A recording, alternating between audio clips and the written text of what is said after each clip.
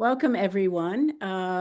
It's great to have our panelists here, our candidates, as well as everyone who has joined us. We'll be recording this meeting. We just heard that announcement, and my name is Suzanne Blier, and I'm president of the Cambridge Citizens Coalition. And I'm joined today by Jana Odette, our clerk and treasurer, who's also a dedicated personal and community organizer, as well as Kaya Patterson, who's a university student here.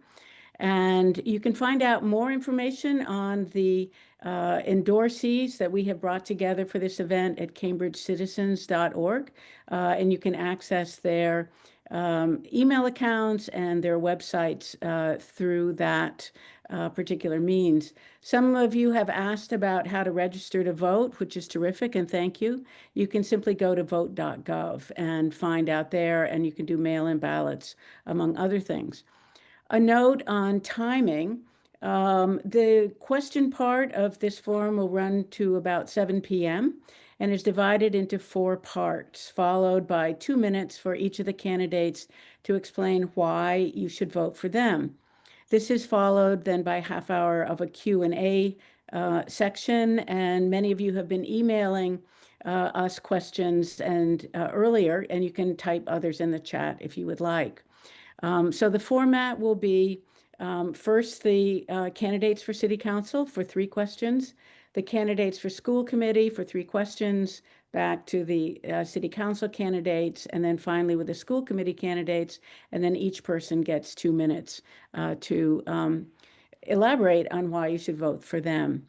So let's get started, and we welcome everyone here in the city and elsewhere, including these wonderful candidates for City Council and School Committee.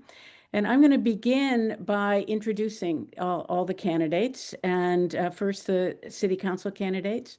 Elizabeth Bisio, a Regis University graduate and former ER nurse, turned product leader and startup founder, brings management skills and renter's perspective in Cambridge Crossing.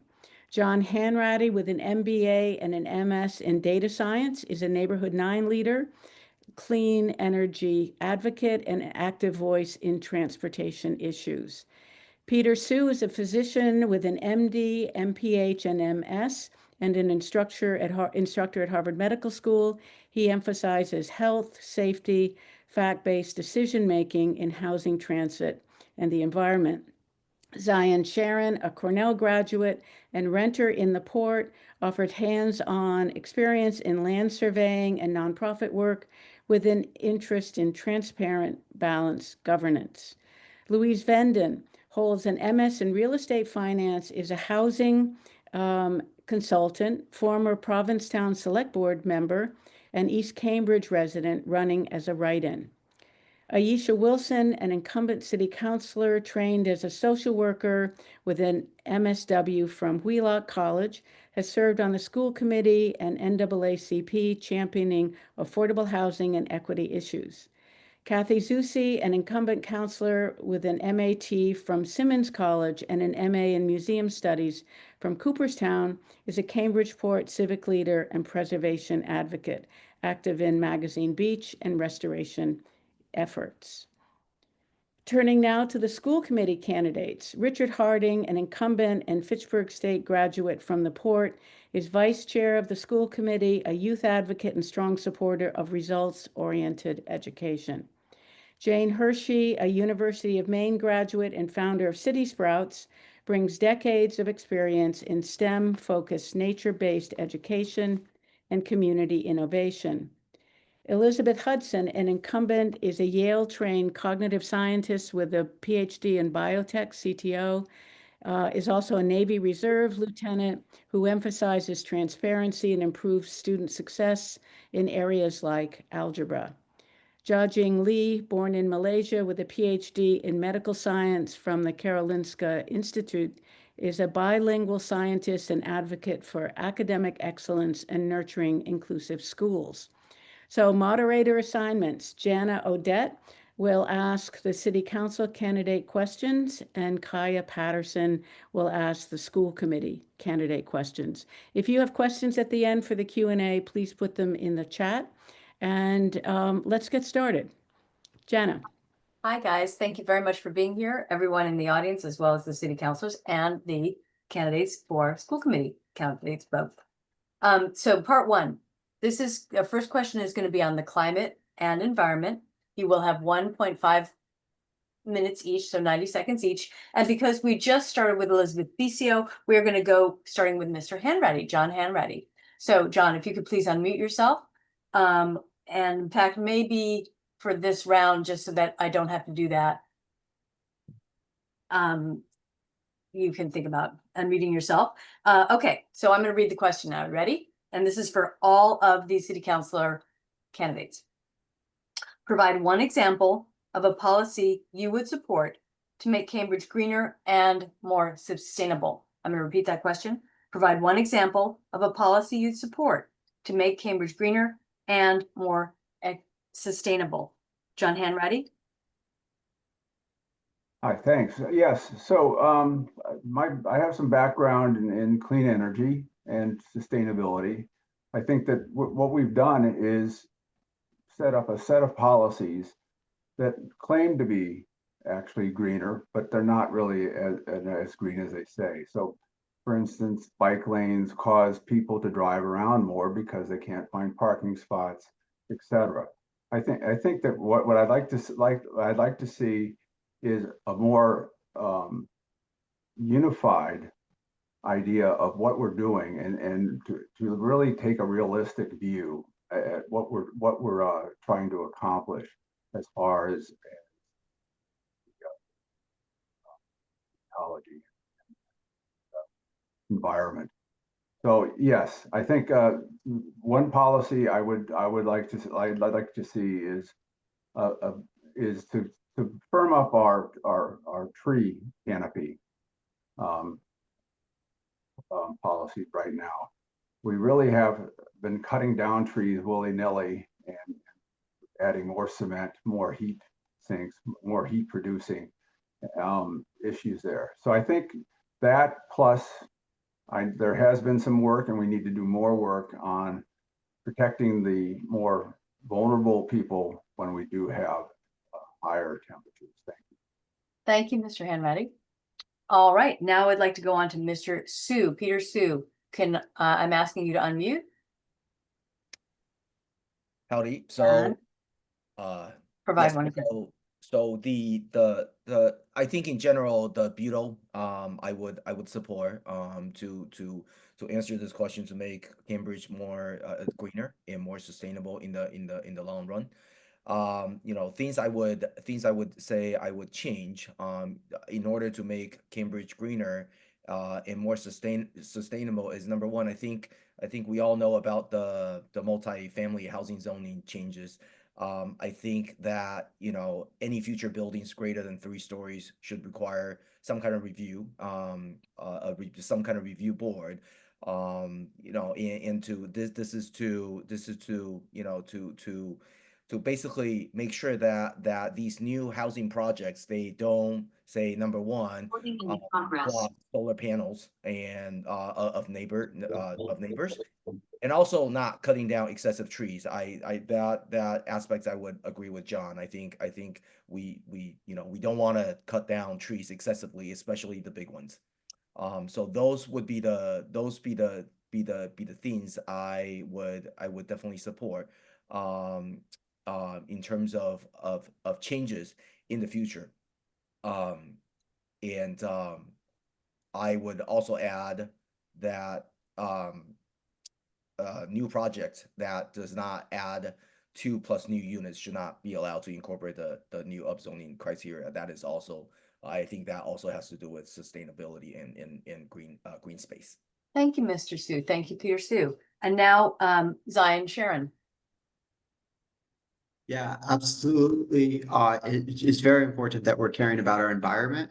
I think we do need to be prioritizing green spaces, but in terms of direct policies that I would like to see, I would like to see more charging ports. A lot of cars are wanting to go electric. A lot of people would love to have electric cars. And when I've been out door knocking, I see a lot of people who have personal driveways put in charging stations. That said, not everyone has the ability to park in a private driveway. We want to make sure that we're having charging ports directly on the street so that people that don't have private driveways are still able to buy electric cars and be able to drive electric. Another thing that I would like to see is policy created around solar panels. Right now, we have a lot of people that are making the right decision of putting solar panels on their roof for 2-3-story buildings. And then they're having proposals for their neighbors to have buildings that go 6 stories with very small offsets. And this is creating issues where there's potential shadows, and those shadows could really decrease the efficiency of those solar panels. So we want to make sure that we are incentivizing people to go electric, and then we are keeping to our word of being a green friendly city and making sure that those that make that decision that they are supported by the city and that the city isn't changing things last minute. Thank you. Thank you, Mr. Sharon, Zion Sharon. Louise Venden. Hello, thank you so much. I think the major thing we need to change is to issue speeding tickets. We need to cut down on the cars that travel through Cambridge, and especially at high speeds. We don't need to encourage cars to travel. We need to be very careful about mapping out bike lanes. But the fact is that we need to provide some additional shuttles so that people can get from the place that they live to the place that they work or their grocery store or whatever, and don't have to rely on Easy Ride, which doesn't have a reasonable schedule for a lot of people. And also, I think we need to think about enlisting solar farms, and for people who can't put solar panels on their homes, and actually most of the people in Cambridge cannot do that, to have other access for them to take advantage of solar power. But I think the biggest thing that is impacting our environment right now is the enormous amount of car travel that travels through our city, not only for environmental reasons, but also for public safety, both bikes and pedestrians and other cars. There simply is way too much car traffic, and thank you very much. Thank you. Aisha Wilson. Thank you, and good evening, everyone.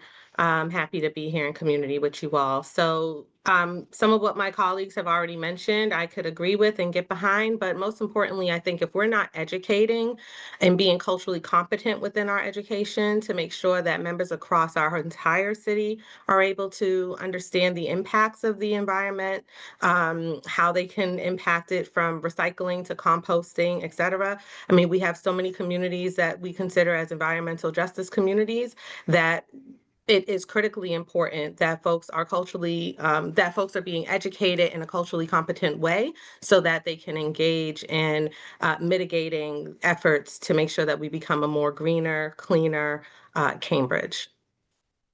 Thank you. And now Kathy Zuzi, please. Thank you.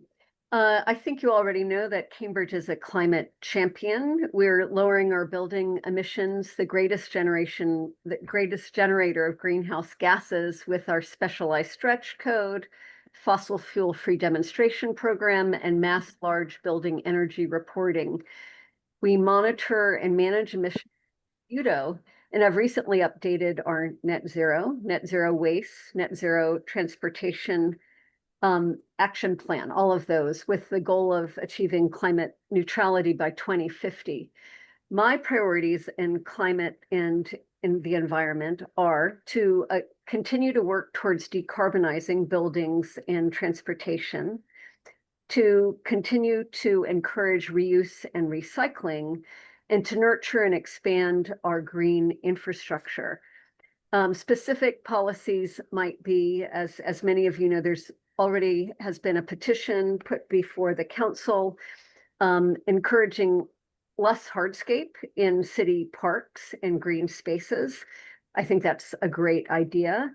Again, building on what my colleagues have said, we need to encourage all modes of transportation to follow the rules of the road. And so I think we may need a citywide courtesy campaign encouraging people to be more considerate. And finally, we should consider the impact of demolitions. They release embodied carbons. So going forward, we need to be thinking about that. Thank you. Thank you, Kathy Zuzi. And last but not least, Elizabeth Bizio, please.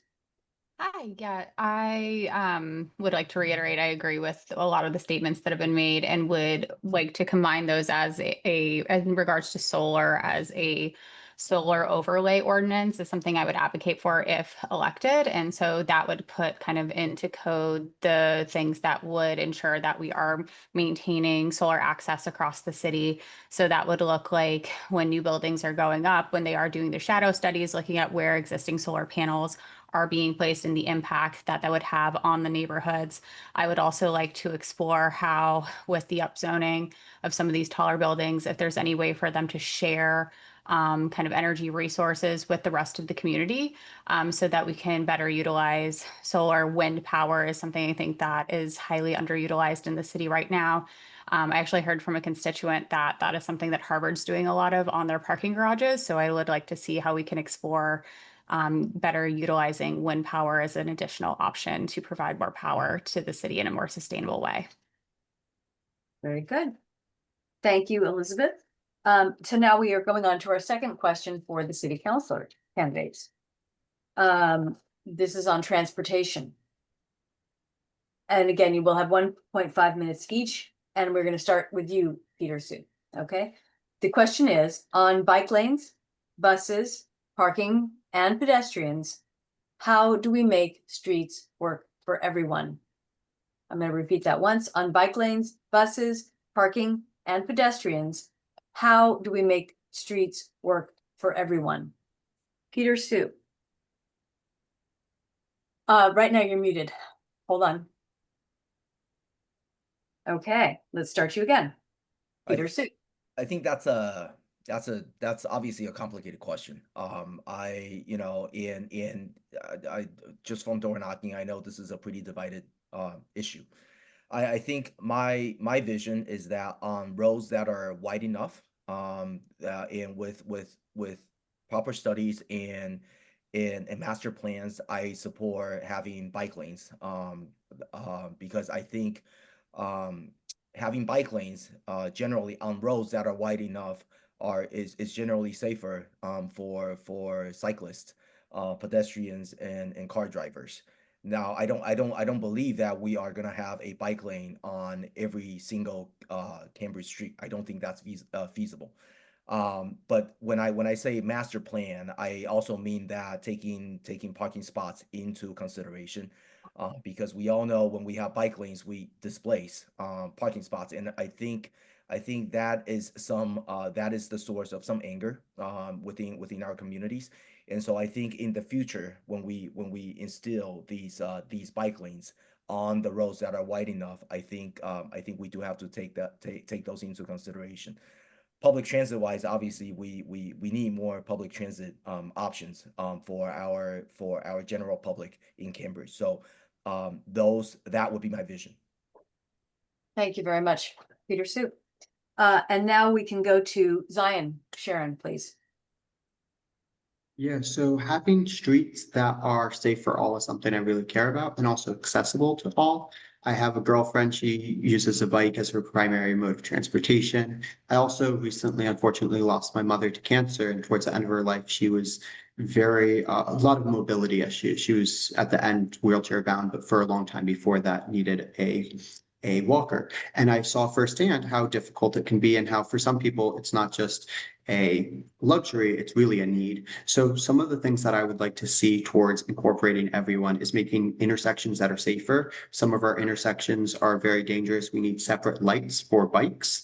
And then I'd also like it so that we can make it so the walk signal is extended if people need it. I've talked to people that are typically or older residents who have said that for them they can't get across in that 30-second time and that they would like an ability to have an extended time. So that's something I'd like to evaluate. And then I'd also like to have the city really work on making sure we have van pickups for anyone who's wheelchair bound or has accessibility issues, where they pick you up directly at your home and bring you to your appointments. I think that we need to expand upon programs that really make sure that elderly can stay where they need to live and have that ability, especially as we slowly are losing parking due to bike lanes. Thank you. Thank you, Zion Sharon. And now if we can please go on with Louise Venden. Thank you. I've got several ideas about this, including making sure that when we displace parking, and even in those areas where there are small businesses, that we make sure that we have 15 and 30-minute parking meters. If someone is going into a small business on Cambridge Street or one of the other streets, they don't really need 2 hours of parking. We need to lower that parking threshold. And I think that we do need, as Peter said, we do need bike lanes on those streets that are wide enough, and we need lights, as Zion said, at intersections so that everybody knows they have to behave and they have to observe them. But beyond that, I think we need the Easy Ride bus is so huge, and we need smaller shuttle buses that make, and this is going to cost money, okay?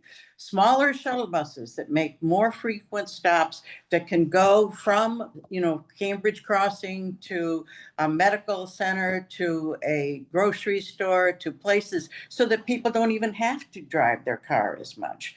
We just don't have enough public transit access, and the T doesn't get us everywhere.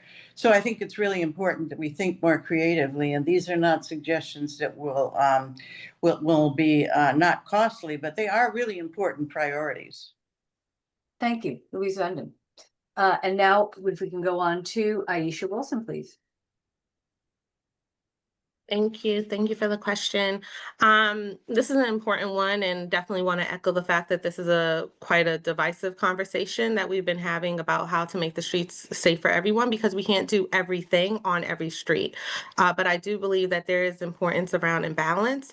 And when we are talking about making our intersections safe, that's where a lot of accidents happen, whether you are a cyclist, a driver, a walker, what have you. And so we definitely need to strengthen our intersections. And it is really important that we prioritize that this next cycle. And that is something that to me feels like low-hanging fruit that we should be doing, because we know at certain major intersections there are some hot spots that we already know, but yet have not addressed. And that to me feels like neglect on the city's end, because we have talked about this several times over. The citywide shuttles is something that I've championed along with several of my colleagues to really think about and look at where the importance is for making sure that there's citywide shuttles. We want to make sure that people are able to get around our city. We want to make sure that they're able to leave cars when they can, but also recognizing that that is not possible for all. And I also think that the free fare buses, so many of our buses like the number 1 or even our 83s, several of our buses should be fare free to make sure that it also is cost efficient for many of our neighbors. Thank you. Thank you, Aisha Wilson. And now we have Kathy Susie. We need a network of safe bike lanes. And we want to encourage people to use sustainable transportation modes if they can. We want to improve mass transit. And I, as the head of the Transportation Committee, have been advocating for interregional projects like creating a Fitchburg rail line stop at Alewife, replacing the North Station Draw 1 bridge, developing West Station in Alston. All those things, along with better bus service and better MBTA service, will include people to use mass transit. But we also need to accommodate those that must drive and must park, because there are a lot of them. There are 42,000 registered cars in Cambridge, and there have been for the last 5 years. So we need to assess parking needs and then accommodate those needs. In time, as we're a denser city and as we have better mass transit, I think people are more likely or fewer people will have cars. But for right now, a lot of people have cars, a lot of people need cars. So we need to sort of recognize that and accommodate that need and plan for it. I think there should be a formal process for reviewing intersections that are dangerous. As a city councilor, Aisha and I receive at least 3 to 5 requests for improvements of intersections each week, and we need to respond to those. Thank you. Okay, thank you. And now we have Elizabeth Bisio, please. Thank you, Jana. So I also would like to see the focus shift from success meaning miles of bike lanes to intersection safety. It doesn't matter how many miles we have. If we have dangerous intersections, there will still be fatalities for bikers. And that is, I think, the main objective of both sides. I would also like to see reforms to the parking permit process, as far as that being a way to protect parking for our residents that do need it. Not everybody can physically bike. And so we need to be conscientious of that when we are doing our reforms, and parking permits may be a way to do that, to make sure that residents can get access to home health aides and other essential services, so that we can help our young families and also older residents age in place. And then I would also like to see an expansion of the bus service. I live in East Cambridge and Cambridge Crossing, and we're very isolated because we have the green line, but we don't have access to the red line. And the bus goes to Harvard, but it's harder to get to other parts of the city. And so having an expansion of the bus network and frequency of the bus network would be, I think, hugely helpful in increasing transit access across the city. Thank you, Elizabeth Bixio. And now finally, we will talk to Mr. Hanratty, John Hanratty. Yeah, so I think, yes, is that this is an honorable goal, an important goal to make sure that the roads are safe for everybody, pedestrians, bikes, scooters, cars, and all of the other people that are using the road. So I think that the holistic view is what we need. Right now, it doesn't seem like we're really taking a holistic view of what the problem is. We have very limited road space and sidewalk space. How do we allocate it? It's not the same in every part of the city. So some parts of the city are business oriented, some are more residential oriented. Their parking requirements and their traffic requirements are quite different. We have to recognize that traffic originates from out of town. 100,000 people come into town on a daily basis to work and go at school, at our schools, our fire departments, and et cetera. They can't afford to live here. So we have to make that smooth. And right now they're coming by car and they need a car. I think that, we have to also, as we implement these solutions, measure. We have to decide what it is we're trying to accomplish, and actually take the data and measure it and then fix them. And finally, I think that we should have enforcement. We need to enforce the rules so everything's predictable. Thank you. Thank you. All right. So our last question is the last question of this round for the candidates for city council is about good governance. Sorry. And we again will have 1.5 minutes each. So that's 90 seconds each. And we're going to start with you, Zion. The question: can you suggest one possible policy to make city government more transparent and accountable? Let me repeat that, please. Can you suggest one possible policy to make city government more transparent and accountable? Zion Sharon, please. Yeah, so I believe that transparency really goes hand in hand with accessibility. If you're not accessible to the residents, how are they going to know who to ask their questions to? Or if they're not getting a response, they're not going to know the information that they need. So I think that starting by having all the counselors really accessible, there's 9 counselors for the city at large. They can really serve as a representative compared to just a leader. So one of the ways that I do that personally is on my website, I have a meet with me section where people can book a call directly. They can book half-hour call, or if possible, I will also go to their home depending on the schedule. And that's something that I will be keeping through my entire candidacy, including as an incumbent, keep it going at least 40 weeks out of the year so that everyone's able to reach out to me. Additionally, one of the things that I will be doing is every time there is a vote, writing down on my blog what I voted for, why I voted for them, and being able to take questions directly. So I think that's the best way of really being accessible. It really helps with transparency, because then people can hear the answers that they want and also know exactly what's going on in the city, not just what's going on, but what you are doing about it. Thank you. Thank you, Zion. And the next person we have is Louise, please. Thank you. This is one of the things I'm particularly concerned about, and I think that any policy, and there have been some very ambitious policies passed by the current city council, any policy passed needs to have measures. It needs to have a requirement that whatever that policy is, there be a goal at the end of it, whether it's additional housing, whether it's enrolling children in pre-K, whether it's lowering the accidents and fatalities and injuries on our streets, whether it's improving our environmental protections. We need to have measures because everybody gets applause when they pass a big, important bill that looks like it's going to create something. And then at the end of the day, does it really happen? Accountability is very important. And in your job, my job, and most jobs, you have to be accountable. And I think that we need to make government accountable to us. I also think that the website right now is a nightmare. It is difficult. I call it a spider web. It's almost impossible to find things. And I'm pretty good at looking at and finding things on websites. Ours is awful. And there's no reason why the city of Cambridge should have such a terrible website. Thank you. Thank you, Louise Venden. And now we go on to Aisha Wilson. Thank you, Jana. Thank you for the question.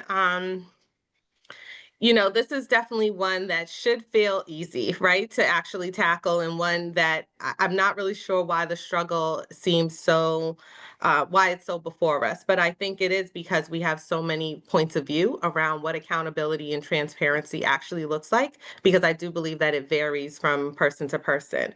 But simply put, there's a couple of policy orders that did pass thus far this term. One, in making sure that the accessibility to viewing our city council meetings are expanded through at least our senior buildings. And I pushed that a step forward to be in our housing developments, so community rooms, et cetera. I do know that that has not taken action yet. And so that's something, just even through this call, that I wrote a little note to say we need to follow up on that. Our youth centers, et cetera, we want to make sure that the accessibility covers the gamut, and also making sure that we're meeting folks where they're at. But in addition to, making ourselves available and actually meeting with residents and talking to folks, I think that is a variable thing, because there's no actual mechanism and system as to who is responding. Is my time over? You have 15 okay, seconds. sorry. This means Oh, I'm sorry. I saw this and I was like, okay, my No. apologies. But just making sure that we are, that we have a better system to making sure how folks actually respond to constituent questions, because 9 members can actually respond to you, and then you never know who got to what and what the actual end result is. So we need to have a better mechanism of that to help with transparency, accessibility, and accountability. Thank you. Thank you, Aisha Wilson. And now we're going to go to Kathy Zuzi. Either. I'm thinking of 3 different ways. One is with our open portal. I mean, it's really extraordinary that we have this open portal, but we can certainly make it easier to navigate, especially my aide and I were trying to understand how many demolitions had actually occurred and how many permits had been advanced since the multifamily housing ordinance passed. And it was almost pretty impossible to navigate. So we certainly need to improve on our open portal. Know that there's a training on September 15th, and the city has recently done a survey asking people for their feedback about the open portal. So if you haven't responded to that, please do.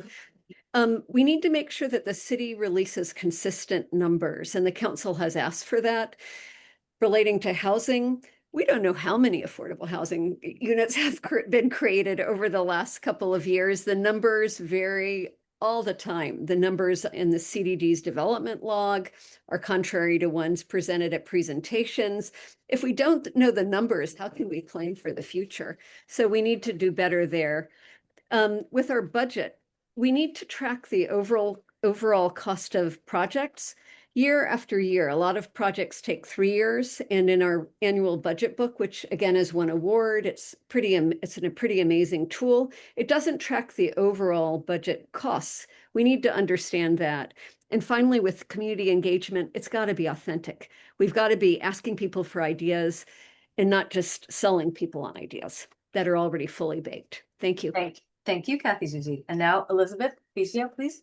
Yeah, I think the city does do a lot of things internally for transparency and accountability as far as within departments, but it's not well communicated out to the community. And I think that's one of the biggest things that's causing a lot of disconnect between constituents and the council and city departments. So I think having very clear objectives in ways that are showing the impact to everyday residents and not just kind of how operationally within the city it should function is really important to connect those things as far as success metrics and what do we mean as far as was this project was successful in kind of terms that everybody can understand, and then are we measuring it? So once we put into effect a policy, like are we having regular assessments of are we kind of on track or off track? And if we're not, are we making changes and kind of getting into more of iteration cycles for when we're doing projects. So it's not just we have to wait 5 years to see if what the impact of what this was when it's already starting to affect residents. And so I would like to see more structure there within the council and the city departments as a way to kind of execute on that accountability. Thank you, Elizabeth Ficio. And now I would like to go to Mr. Hanratty. John Hanratty, please. Yeah, so this is a subject that's dear to my heart. I've spent years trying to influence the city government on various projects and issues, and find that it's very unsatisfying that you gather petitions together, you can send in emails, you can speak, you can talk to individual counselors, but it doesn't seem to move the dial. I think that really the process, and who counts? Is it the taxpayer? Is it the person that lives in the neighborhood? Is it special interest group? Who counts in this process? And that's not clear. I think the number one thing is that we have to get a new set of counselors into the council and change the councils as to be more community oriented.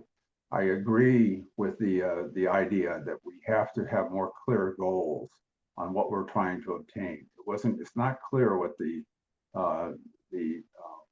upzoning, the neighborhood upzoning law was. Why are we doing that? We're going to get more housing, but is it going to be more affordable? Most people are for it because it will reduce costs. So we need to understand what we're going for.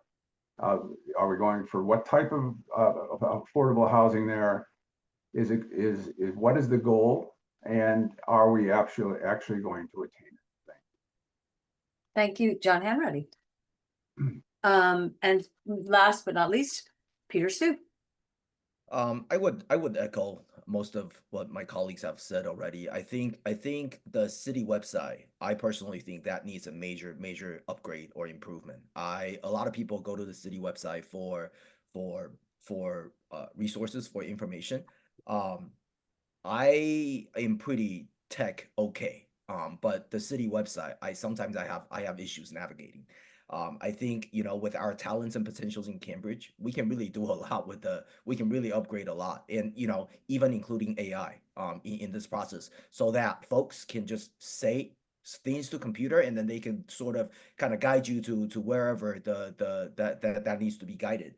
I also think in terms of accountability, all requests to city officials, whether that's city workers, counselors, or school committee members, they should be tracked. And they should be the voters or citizens should be able to track their requests, like have my request being open, have my request being read, and have, is there a reply? We all know sometimes requests go into like spam and stuff like that. We understand that things happen, but there must be a way for requesters to track their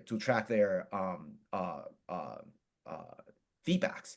And so I think for me, if I were elected, I would definitely, for transparency and accountability, set up extra office hours and proactively communicate with my voter base about any divisive issues. Thank you very much. Here's Sue. And now I'd like to hand it over to Kaya Patterson so that we can have the school committee tell us a couple of their views. Thank you very much. Okay, yes. So as we move on to the school committee questions, each candidate will have 1.5 minutes to answer. I'll read the question, repeat it, and then we'll go in the order listed. So our first question for the school committee is about school spending. The order will be Jane Hershey, Elizabeth Hudson, Jia-Jing Lee, and then Richard Harding. Jane Hershey, we'll begin with you. The question is, Cambridge spends more per student than any other district in Massachusetts. Do you believe these funds are being used effectively? And if not, where would you make changes? Again, Cambridge spends more per student than any other district in Massachusetts.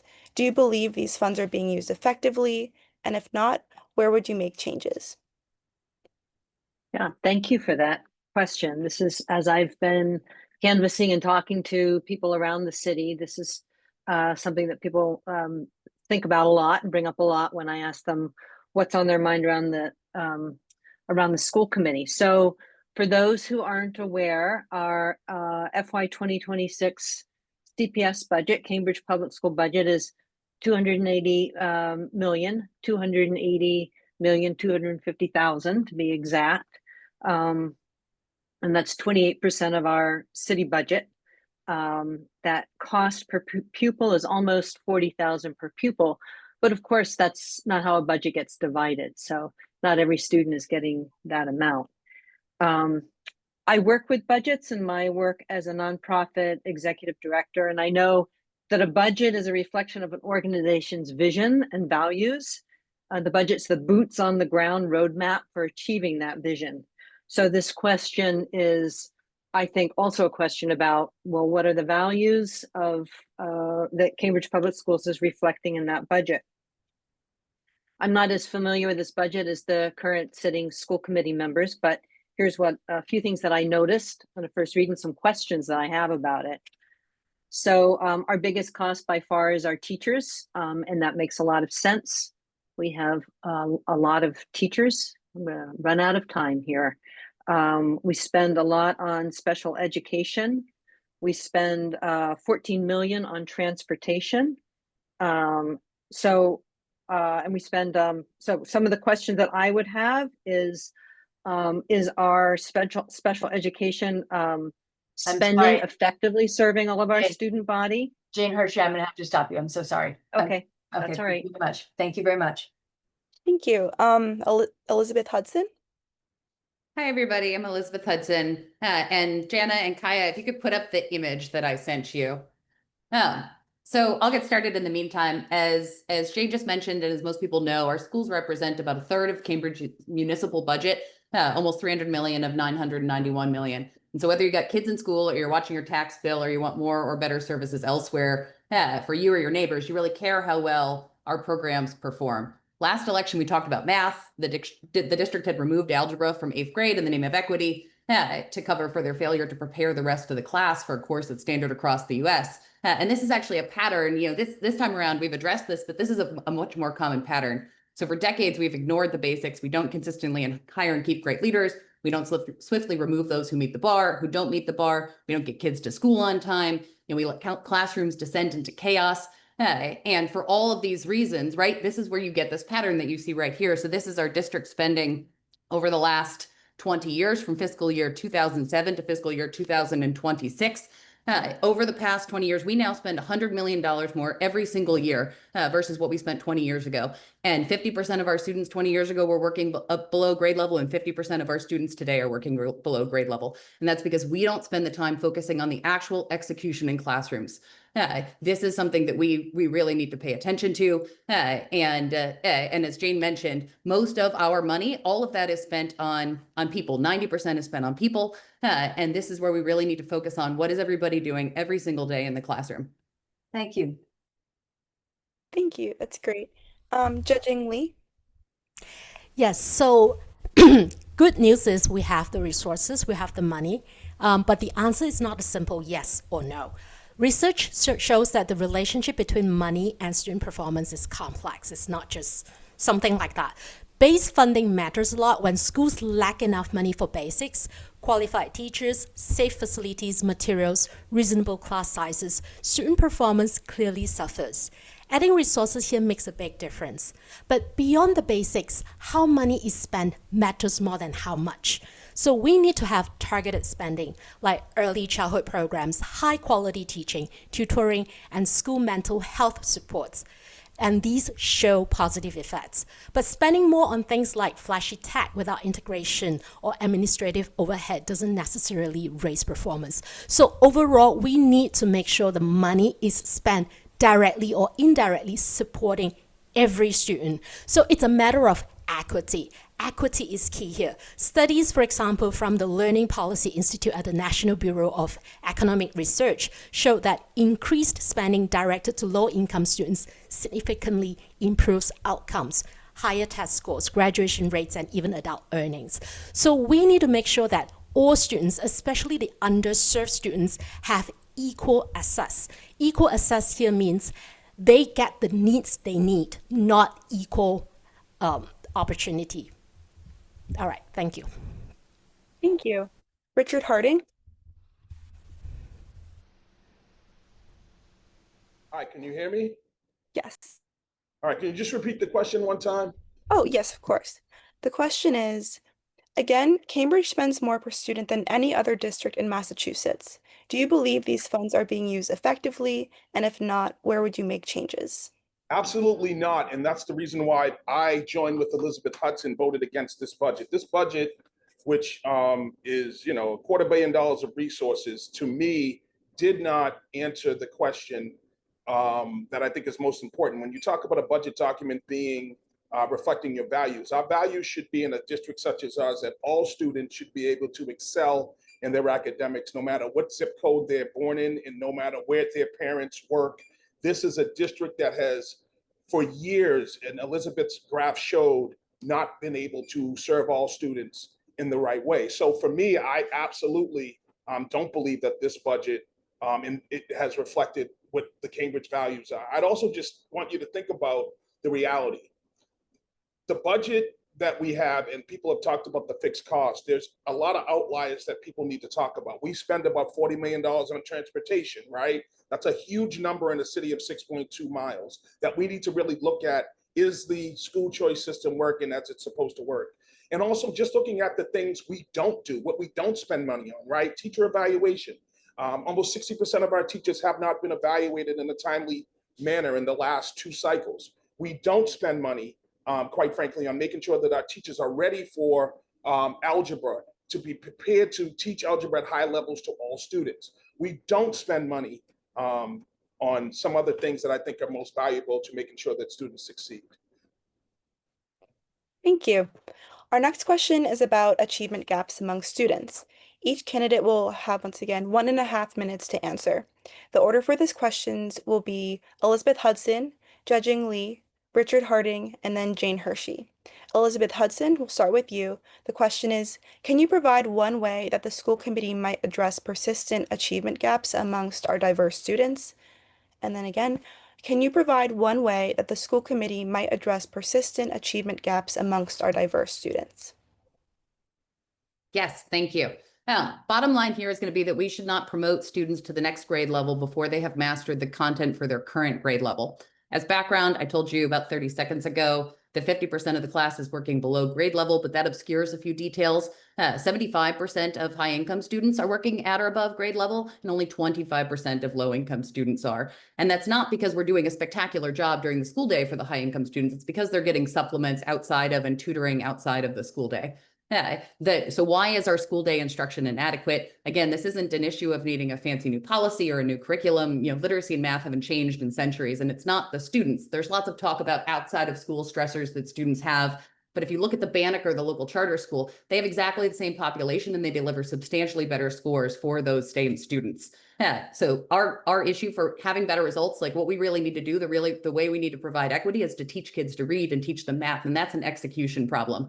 And then, as I mentioned at the top, right there, and that's a function of we don't hire, retain the best, and we don't fire the worst. And when we don't fire the people who aren't making a difference, we cannot show up and better compensate and better support the ones who are. And then, as I mentioned at the top, We add further insult to injury by promoting students who haven't mastered the material. A diploma should mean that you can understand the material that's covered in 13 years for which we have you. It's not a participation trophy. You can't get a job with a participation trophy. You can't be a responsible citizen of a democracy with one. But more importantly, you can't pay your rent and build a family. As I mentioned, real equity isn't programs or PowerPoints or nice words. It's teaching kids reading and math and not stopping until that's achieved. Thank you. Jia-Jing Lee? Right. So when we talk about achievement gaps, we actually need to look at closing opportunity gaps, not just measure achievement gaps. Achievement gaps reflect outcomes, but opportunity gaps reveal the deeper causes. So right now it's like comparing apples and oranges, but only giving them one growing condition. So if we treat every fruit as if it needs the same soil, light, and water, most would not thrive. And if we want a good harvest, we must give each fruit the conditions that fit it best. So we need to close these opportunity gaps, and we need to provide support like what the students actually really need, not simply giving everyone the same thing, as I just mentioned in the previous questions. So these include supporting diverse learning styles, visual, auditory, and hands-on, restoring creative project-based learning, ensuring educator flexibility in curriculum and teaching, providing technology tools that enhance, not replace human connection, making the Office of Student Services more accessible and responsive. So that means making the content, the curriculum more accessible to all students, whether they're struggling or not struggling. Creating growth opportunities for all students, those catching up, those already excelling, and everyone in between. Thank you. Thank you. Richard Harding? Absolutely. This is a question that is not that complex. Elizabeth spoke to it. Excellent instruction measured by student achievement, period, point blank. There is no other metric that is most important or more important than the student achievement of our kids. We have a district where the instructors have decided that they can have kids that fail consistently over time, but their teaching is great. And I just do not believe that. That's number one. We also have to talk about the reality of preparing kids for the 21st century economy. Our trades program, which used to be one of the best in the state, has to be bolstered. My electrician friends are thriving and making a lot of money in this 21st century economy. We also have to talk about the root causes of this dysfunction, mainly the fact that we do not evaluate our classroom teachers, right? 60% of them have not been evaluated. And by the way, it's the one place where the school committee and the unions agree. So this dysfunction is built into the system. There is a effort by myself and Elizabeth Hudson to make sure that we're writing the ship. We also have to get away from the low aim theory. We live in the most innovative square mile in the world, and a kid in Mumbai at 13 has a better chance of working in Kendall Square than a kid in our public schools. The rosy talk about, project-based learning and kids feeling good, that's okay. But at the end of the day, the Cambridge Public Schools fail students at a clip that is unacceptable in a city of 120,000 people spending over $250 million of resources. It's unacceptable. Let's work towards changing it. Thank you. Jane Hershey? So I agree with the other candidates, and I want to emphasize this is the most important issue facing the school committee right now. It's the most important issue facing the schools is the achievement gap, and the achievement gap particularly that's based at least in part by race and culture. That is a long-standing issue, and it's a disgrace. So I would look at that extended learning day. We've got things in place that we could use differently. We've got 2 schools with extended learning days. How are we using that time? And how is that time specifically being used around academic achievement? Mr. Harding is absolutely right. The teachers are asking for evaluation. They've been asking for evaluation. Putting that in place and making that a priority. The school committee can support the superintendent, whoever that new permanent superintendent is, to make sure that that's a priority. I disagree with Mr. Harding, though, about the project-based learning. I do not think that that's at odds with academic achievement. I think it supports and enhances it. And I think a good curriculum incorporates that. And I'm looking at the new reading curriculum. We're in our 2nd year. early with the CKLA new phonics-based reading curriculum in our elementary schools as something that could really have a positive impact on that achievement gap. Thank you. Our final question in this round focuses on curriculum and innovation. So each candidate will have 1.5 minutes to answer. The order will be Jia-Jing Lee, Richard Harding, Jane Hershey, and then Elizabeth Hudson. Jia-Jing Lee, will start with you. What's one innovative change in curriculum, technology, or partnerships you would champion to prepare students for the world ahead? Again, what's one innovative change in curriculum, technology, or partnerships you would champion to prepare students for the world ahead?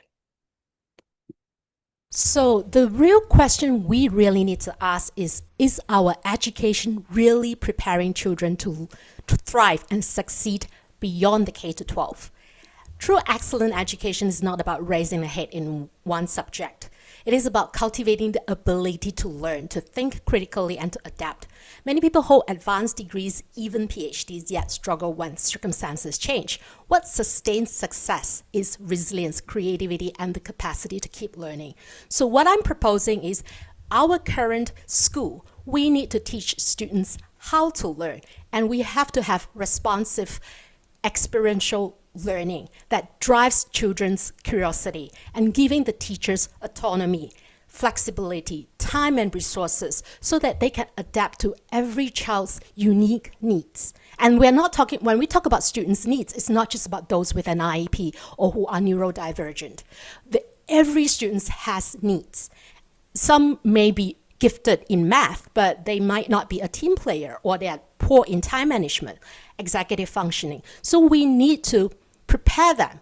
We need to pack in these in the experiential learning, and that can be done. I've spoken to a number of educators, experienced educators. They can do this if the district provide them a little bit of autonomy and flexibility and the resources. And that's the kind of education we should aim for, and also preparing the children to be able to not just performing excellent academic, but also their mental well-being. Okay. And life skills. These are the ones that really prepare them. I'm sorry. Thank you. Thank you very much. Thank you. Richard Harding?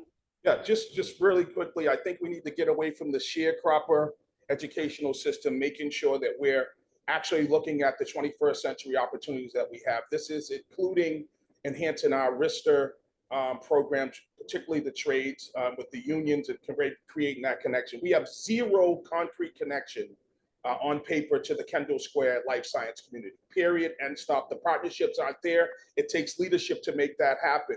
We also have to look at making sure we're bolstering our kids in the science and math areas. I've been a champion of algebra. When I came back to the school committee, my first motion to create a pathway for algebra was like 2012. I was shocked to land when I landed back that the curriculum was not ready to roll it out. And now hopefully next year we'll have that rolled out. I do want to say respectfully, I don't disagree with Ms. Hershey about student-based learning. My nephew goes to the Cambridge Club. What I'm saying is that alone is not the issue. The issue is that our teachers are not being evaluated and measured by the student achievement of the students that they're with more time than sometimes their parents.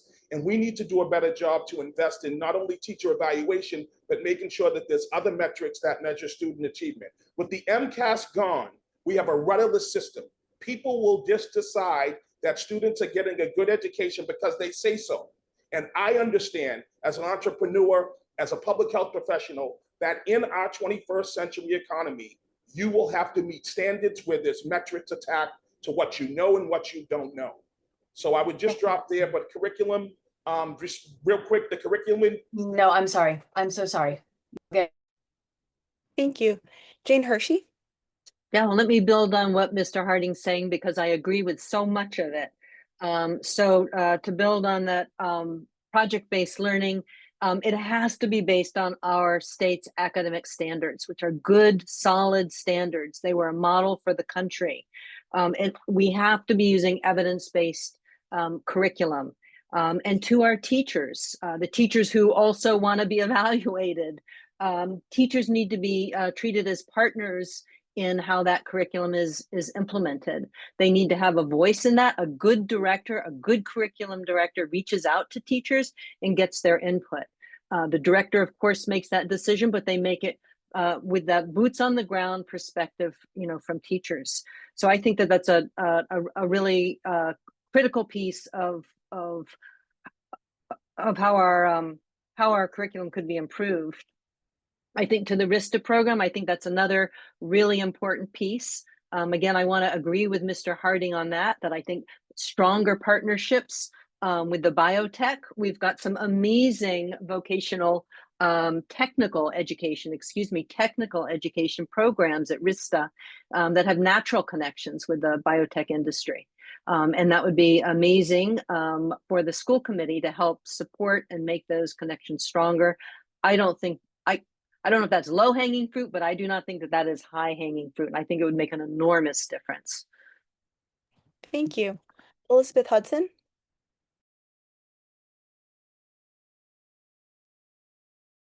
I am still on mute.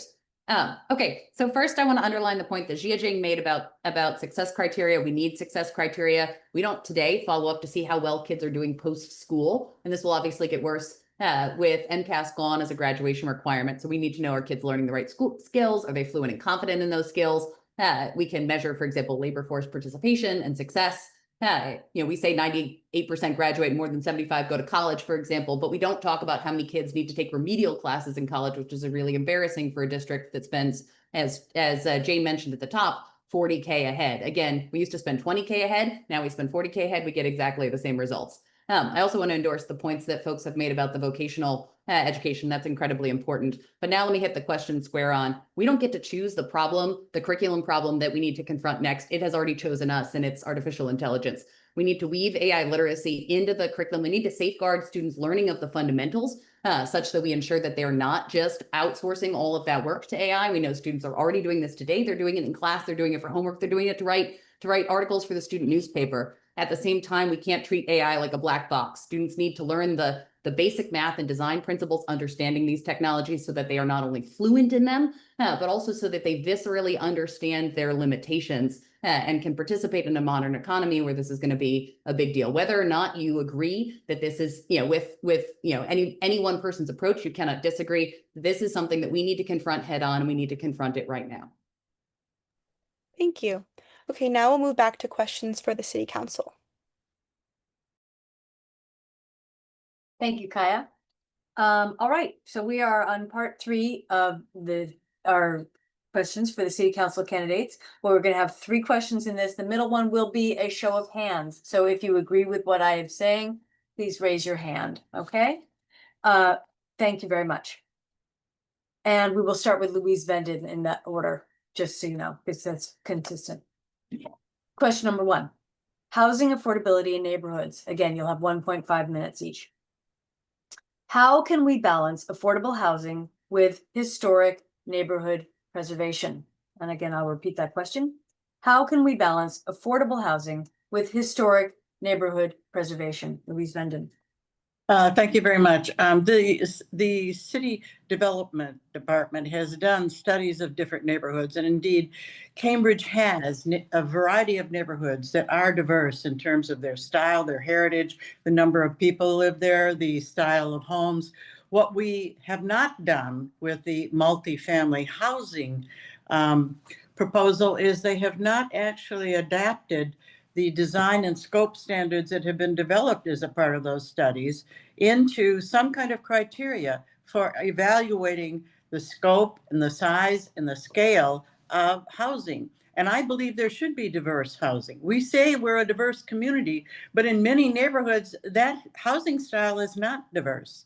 And I live in East Cambridge, where we have all kinds of housing. We have tall towers, we have little single families, we have 3-story, we have Cambridge Crossing, where Elizabeth lives. And we all come from different backgrounds. We have different income levels, and we are very, very committed to our community. And it helps us get to know each other. I think that we need to maintain that kind of cohesion or that ability to build a community in those neighborhoods. And it will mean that we will have to impose some standards through community organizations in those neighborhoods.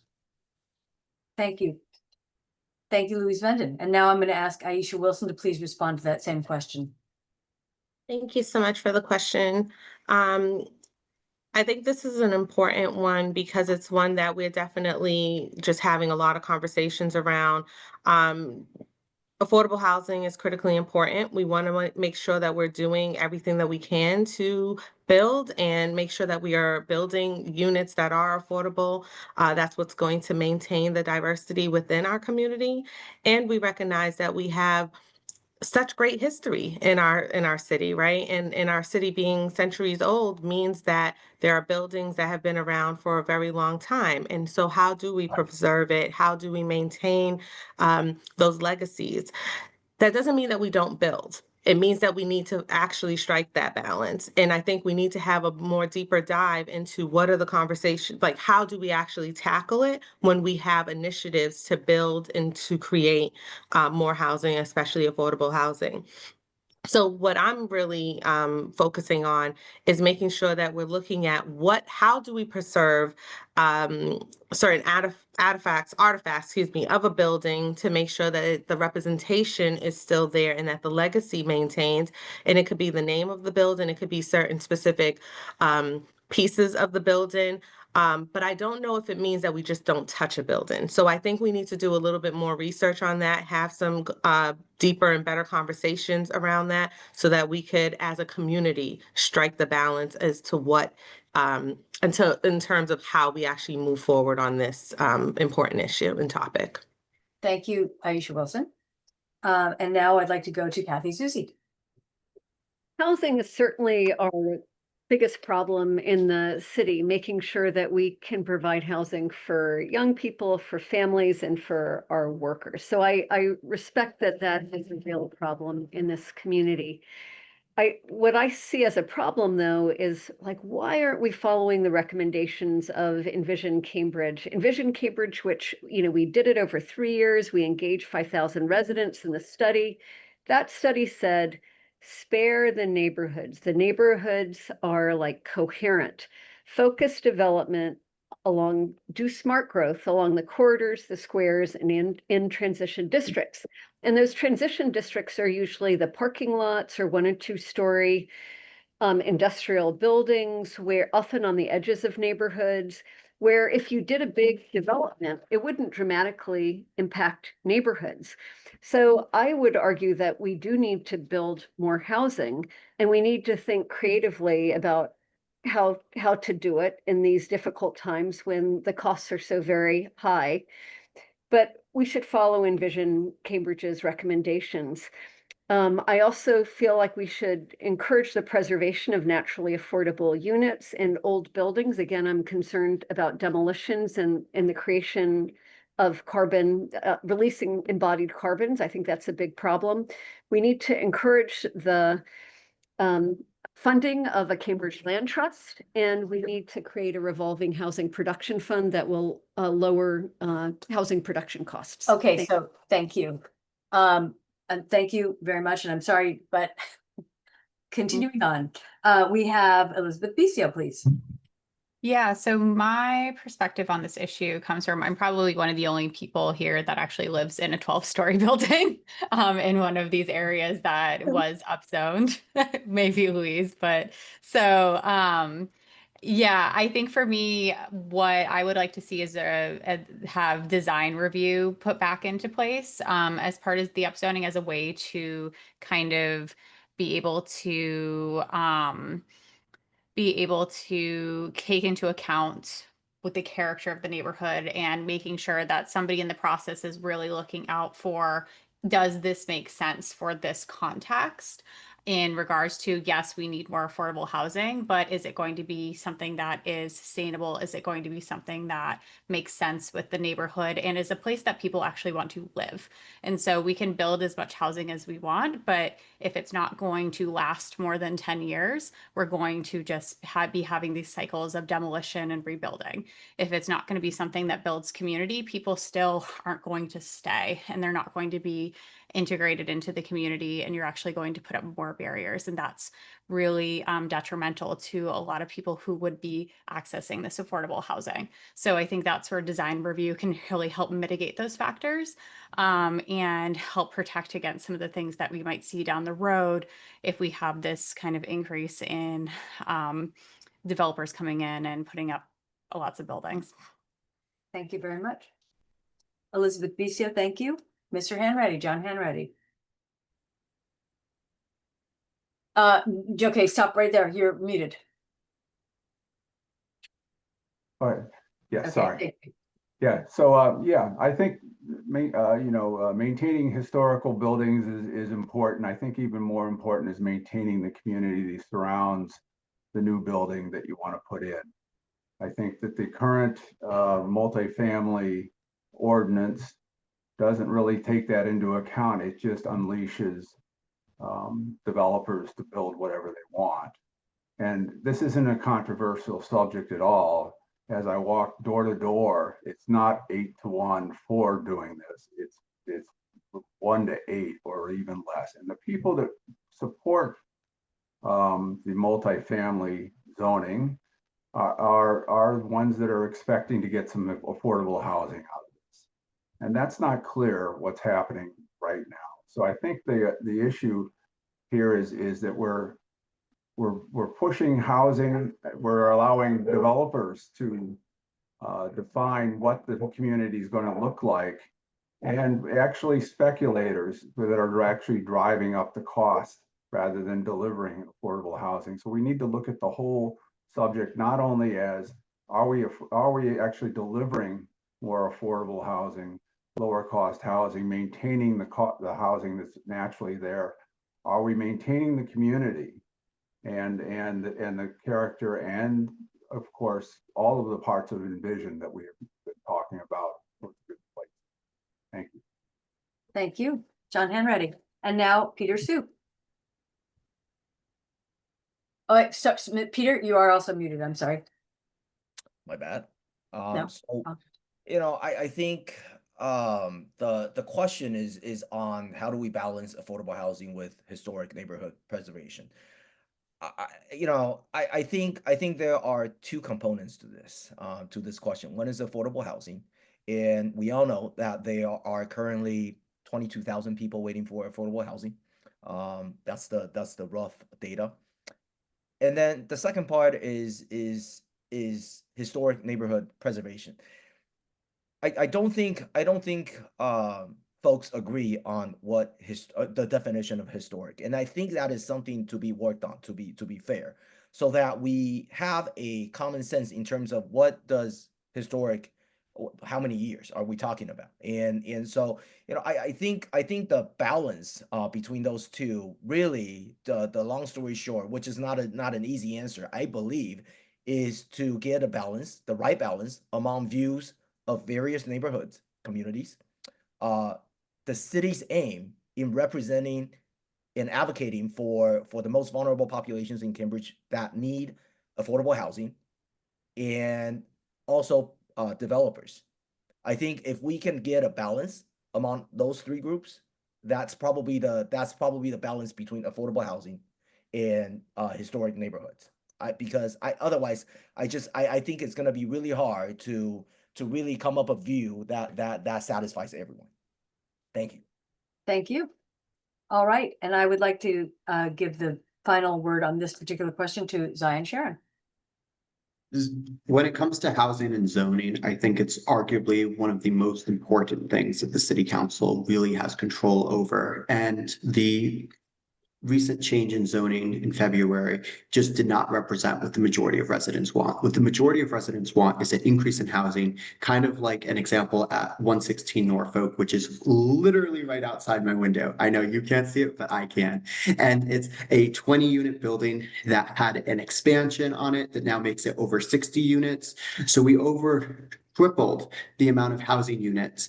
The housing units are in better quality now while preserving the existing building. There's a lot that we can do for housing without this tearing down model. And when they called it multifamily housing, I've looked at a lot of the projects they've suggested for demolitions. One of them over at 8486 Ellery Street is already a 14-unit, beautiful brick building that's over 100 years old. Those are the buildings that we should be preserving. We can build on the back, open up a little bit of that brick building to build an extension. Those are things that I think are completely reasonable and the majority of residents truly wanted. But when residents heard multifamily zoning, they thought that would be smaller unit buildings, 2 units, maybe 4, not these big apartment buildings that people are proposing under the fake promise that it will provide affordable housing, while those same advocates now are trying to reduce the affordable percentage from 20% to as low as 10. Thank you. Thank you. All right, so this next round is a lightning round where we're going to raise our hands. We have 4 questions. If you agree with what I am about to say, which I will say twice, then please raise your hand as a yes. Okay? Any questions? No. Okay. Do you support giving residents the legal right to appeal decisions on nearby new buildings? Again, do you support giving residents the legal right to appeal decisions on nearby new buildings? Thank you. And if you just leave your hands up, that'd be great. Okay, now you can put them down. Question number 2 of 4. Do you support keeping the Historic Commission and neighborhood conservation districts involved in decisions about new buildings? I'm going to repeat that question. Do you support keeping the Historic Commission and neighborhood conservation districts involved in decisions about new buildings? Should I see half? Thank you. Okay. 3 of 4. Do you support returning to larger setbacks to allow more green spaces and trees? Do you support returning to larger setbacks to allow more green space and trees? And Aisha, I see that you're also half on that again. Okay, no, that is, and so is Louise Venden. Okay, the 4th question of this round is, do you support keeping existing homes instead of demolishing them to build larger, more expensive single-family homes or townhouses? I'm going to repeat that question. Do you support keeping existing homes instead of demolishing them to build larger, more expensive single-family homes or townhouses? And if I could have a show of hands, please. So there's a half. Okay, everyone except Elizabeth was a half. Thank you. All right, our 3rd question. We're now returning to the order, which is going to start with Aisha Wilson. And this is a question on city finances. Thank you all. With shrinking commercial tax revenue, where would you cut spending and where would you invest more? I'm going to repeat that question, please. With shrinking commercial tax revenue, where would you cut spending and where would you invest more? Aisha Wilson, please. Thank you so much for that question. I think right now we are seeing such an increase around public safety and the need for social services in our communities. From how food insecure people, housing insecure folks, to making sure that our kids are able to eat and have a quality meal. So we need to make sure that we are actually increasing the services for that. You know, we cut the service towards the Transition Wellness Center. That was a $3 million price tag. But yet over the next 5 years, we're spending $150 million in terms of bike lanes in our streets. So when we talk about the value of what we are actually prioritizing in our city and our community, if we can't keep a shelter open when it's $3 million or provide families with cash assistance of $500 a month, but yet we will say that we prioritize and recognizing that food insecurity causes folks to pass away, drug overdose, we're seeing this at high rates and high numbers, and the investment of $150 million over the next 5 years for bicycle networks. We're just not having the same conversation. And I think, again, it goes back to what we value in the city of Cambridge, where we actually need to do better.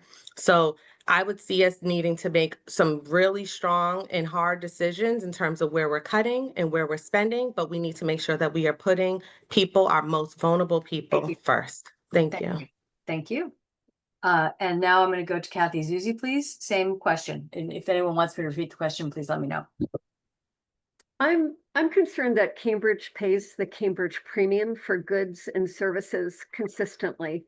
A friend of mine has a PhD in parking from, not in parking, in transportation planning. The joke is that he has a PhD in parking from MIT.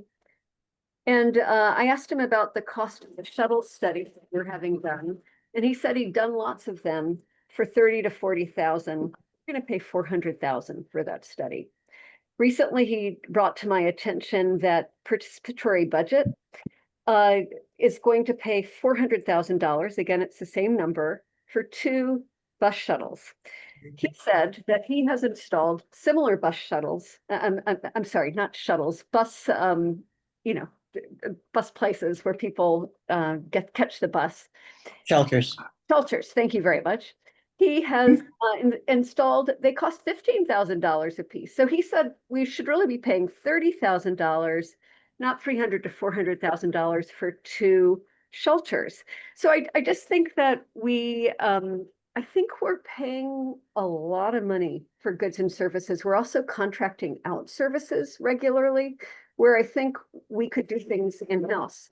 So he used to have an in-house park designer who often oversaw the construction of his parks.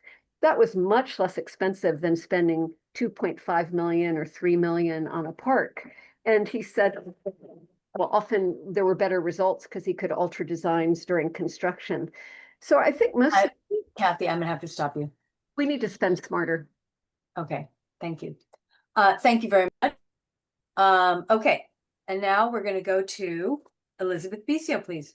Yeah, I agree with both Kathy and Aisha's statements. I think right now we really don't know enough about kind of the programs where we're spending money and again, the outcomes. So I would advocate for a comprehensive review of the current city programs to see, does the budget match the outcomes that we're getting? I think the shelter was a great example of something that was it a lot of money? Yes, but it actually is one of the things that is the most impactful for residents and keeping them off the street and kind of in a situation that is going to help them be successful in the future. And so even though it was something that was a large spend, it had a really great outcome and was consistent outcomes. So how can we be more focused on that and make sure we're putting money in the right places? Because we are going to have to make some hard decisions moving forward of where that money is going. Thank you. All right, Elizabeth, thank you. And now John Hanratty, same question, please. John, Okay, where are you? there Oh, we there go. you go. Okay. The new tablet here. Yeah, so yes, I think that this is not an answer of which things to cut. It's about process. It's about setting priorities, and the examples that were given earlier are very good examples of the most needy people need $3 million, and a much less needy population needs 150 million. You have to make a priority there and understand what it is. I think it's also a change in attitude. I think we have to think, we believed for years that we're the richest city around. We can spend money like crazy. And we've become addicted to spending money. And I think that cost management, I think that looking at things and doing things more efficiently with what we have, and actually doing some cost management where we can look at, where right now we have overruns in most of the projects we do. We don't maintain things, so we have to rebuild them, like parks. Complete renovation versus just taking care of the basketball court and the playground would have saved us a lot of money. So I think just a change of attitude is what we need to get, that we can really focus on delivering more for less. Thank you. Peter Sue, same question. I would say, yes, the mentality and attitude would be the biggest thing, meaning that I would agree with all of my candidate colleagues saying that, we need to review, we need to get more transparent budgeting kind of review and prioritize what is really the city, what the city really needs, and in certain aspects cut on certain things because we have to make ends meet because of less funding. Me personally, I came into politics because of taking care of a patient with drug overdose. I would invest more in public health. That would be my top priority. And by that, I want to specify that I would work. I would love to work more for the homeless folks, folks with mental health issues, and folks with substance issues. Substance use issues. I think we can talk about bike fatalities, that's single digit, but if we compare that to narcotic overdose in Cambridge, that's, depending on the data you look at, it's at least 10 to 20 times more for narcotic overdose per year. And if we look at the homeless data, depending on which data source you look at, it's 500 to 1,000 homeless people on the street at any given night. So I think those deserve certainly deserve more of my attention, and that would be on the top of my list. Thank you. Thank you. Thank you, Peter Sue. Zion Sharon, same question. Yeah, when it comes to finances, I think a lot of people actually underestimate how much of a financial issue we could be facing in the near future. We really do have a very large budget for our city, but that said, we could be seeing a decrease, and a fairly significant one. And maybe it's just the fact that I studied finance at Cornell that this stands out to me, but it's something that's very concerning to me. And I think that there are issues that we could be more efficient, whether it's something like the fire station that was quoted or expected to be about $25 million and ended up costing $77 million when it's over 3 times the amount. That's when it goes from a minor issue to a very clear systematic problem. And I think that's something that needs to be addressed. As far as the system goes, we don't directly pick exactly what gets funding. The city manager has a large role to play in that decision. But as far as what I would want to see prioritized, I would like to see snow removal as something that the city does as just a general courtesy to the residents. I've talked to a lot of elderly who say, I hire someone to do it, but if they don't show up, I can get fined. And we want to make sure that that's not an issue for people. Additionally, I would say anything that's related to needle cleanup, making sure that we have needles off of our streets and parks is something I would definitely prioritize. And I also would prioritize busing and transportation. Thank you. All right, and for the last word on this particular topic, Louise Venden. Thank you very much.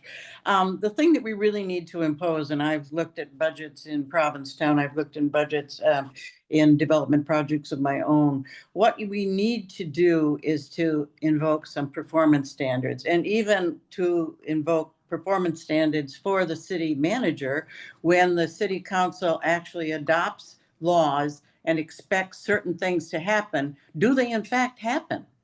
Do the resources get allocated to those things?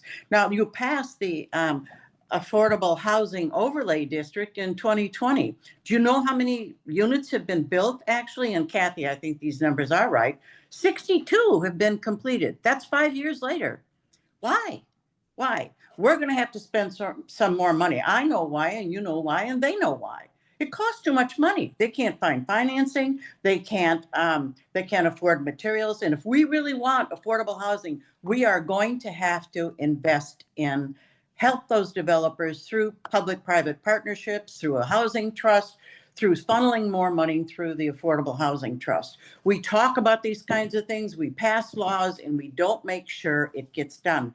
And yes, the other thing is to make sure we pay attention to the most vulnerable. That is our families, our children, our public health. And if we postpone a park, if we postpone putting in some bike lanes, that's what we have to do. We all have to make those kinds of decisions.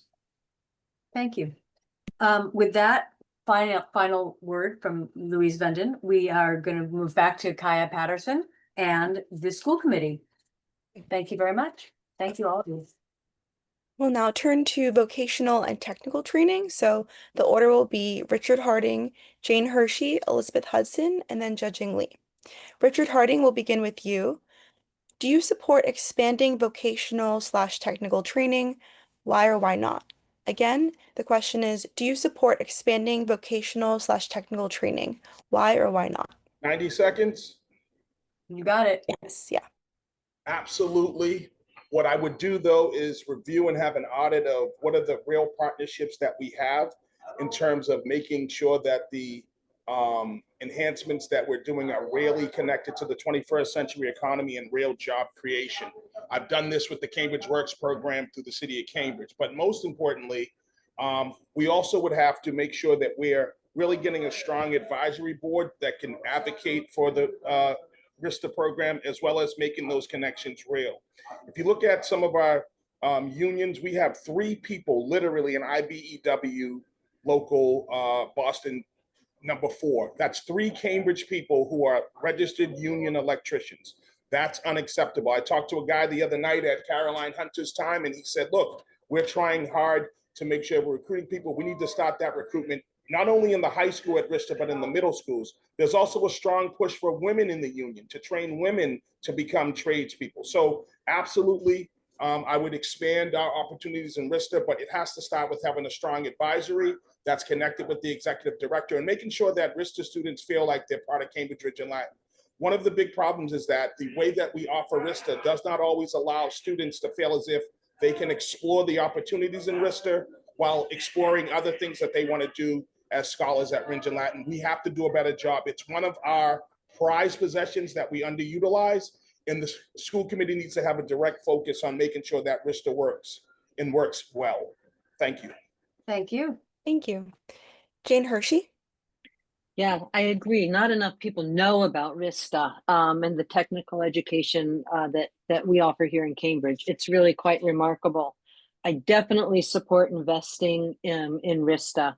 I don't know if the people on this forum know that about half of our CRLS students participate in RISTA. So there is a fluidity.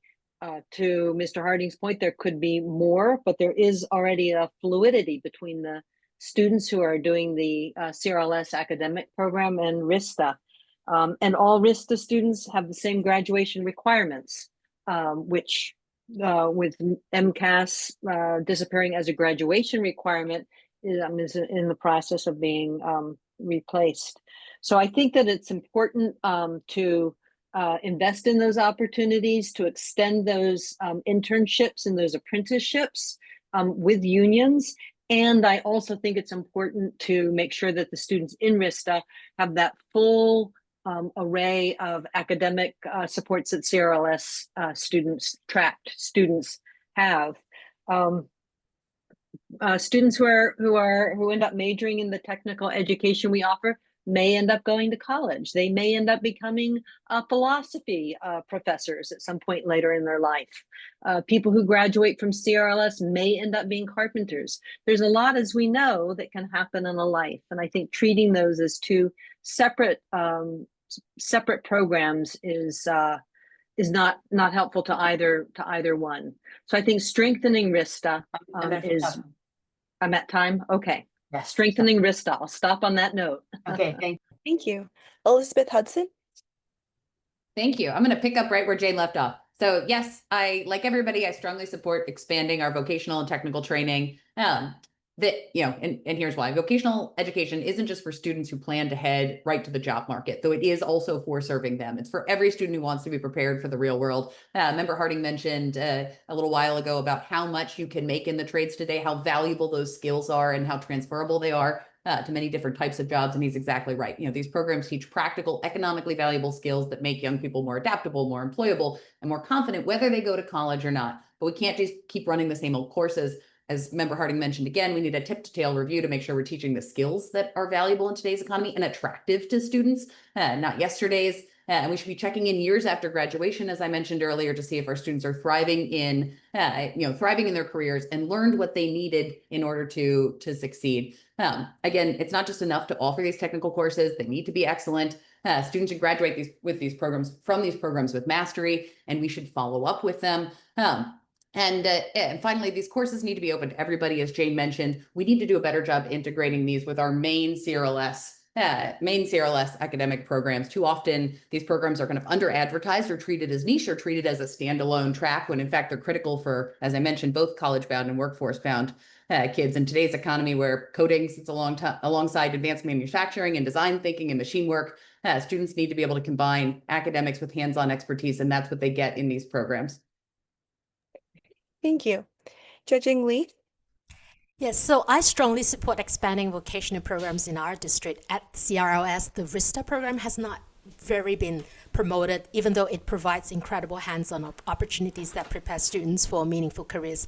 I personally know 2 graduates from the registered nursing program who are now doing really well in their professions, and their success shows how vocational pathways can lead to real lasting achievement. I believe academic and vocational paths should both be celebrated. Success comes in many forms, and every student deserves the chance to thrive in the pathway that fits them best. By expanding these programs and partnering with other institutions, we can create more opportunities for students to gain practical skills, explore careers, and be ready for life beyond high school. Supporting both academics and vocational training strengthens our community and shows that every student has options and helps them build the confidence and expertise to succeed in the future. Thank you. Our next question is about supporting student well-being. So each candidate will have 1.5 minutes to answer. The order will be Jane Hershey, Elizabeth Hudson, Jia-Jing Lee, and then Richard Harding. So Jane Hershey, we'll start with you. What's one step Cambridge schools should take to better support student well-being? Again, the question is, what's one step Cambridge schools should take to better support student well-being? Yeah, such an important issue. I said earlier that I thought the academic achievement gap was the most important issue. This is right up there. So I'm going to change to say this is also as important as that. I think having school psychologists, school counselors in every school in our elementary schools, and 3 in our upper middle schools is what is a great improvement that I've seen over the last 15 years in Cambridge Public Schools. One place where I think that can be extended is the family engagement.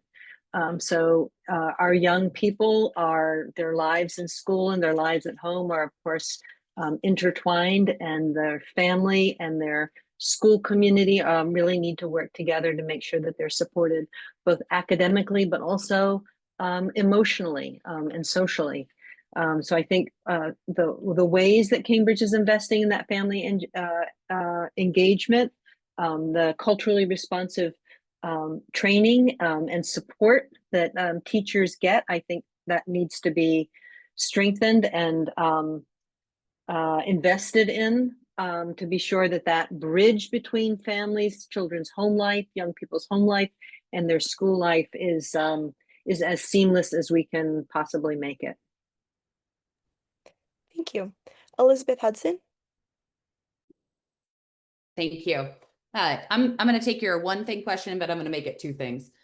So as we're talking about student well-being, I think first and foremost, we need to place kids. I'm going to take this in an academic direction. We need to place kids in the appropriate classes.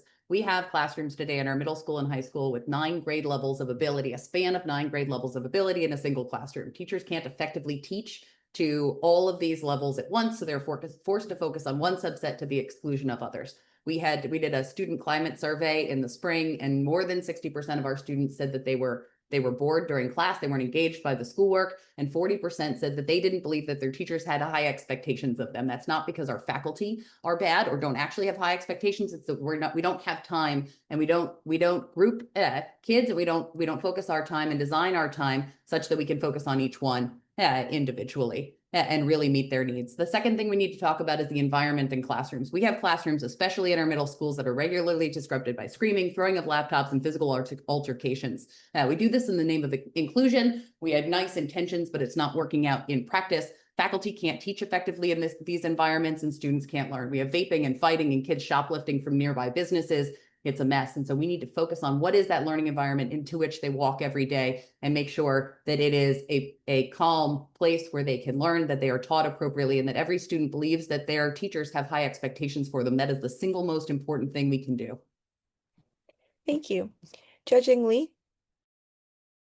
So I strongly believe that well-being of students is an essential part of excellent education, in addition to excellent academic performance. We're seeing more behavioral world challenges anxiety and depression, and too often schools themselves can feel like a source of stress for students.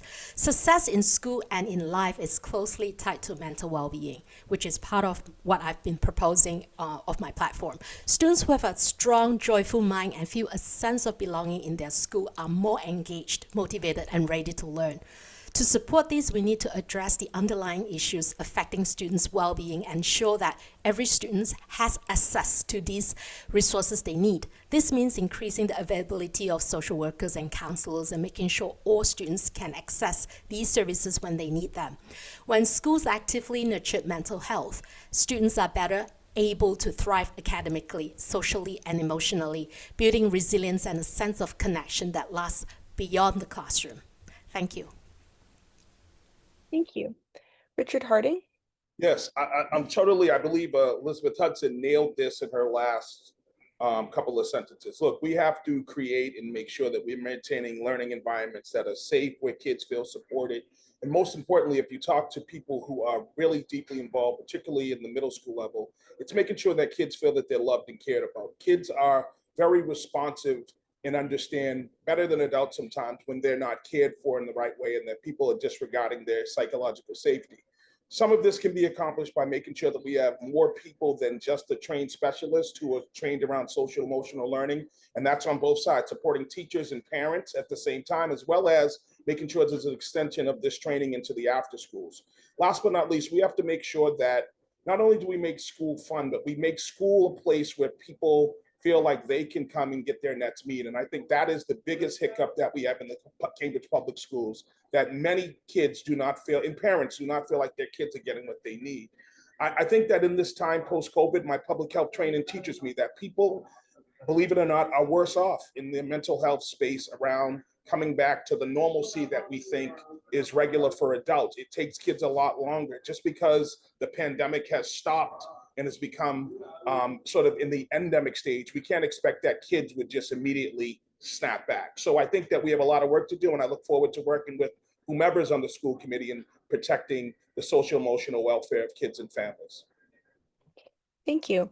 We'll now do a quick raise your hands round. So I'll read a statement and a candidate should raise their hand if they agree.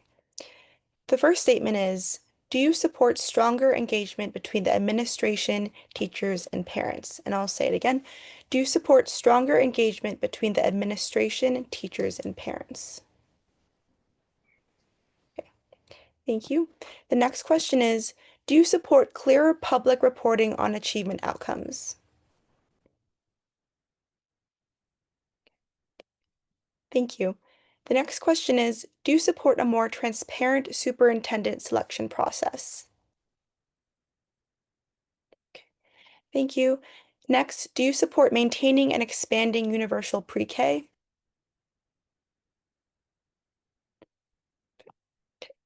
Thank you.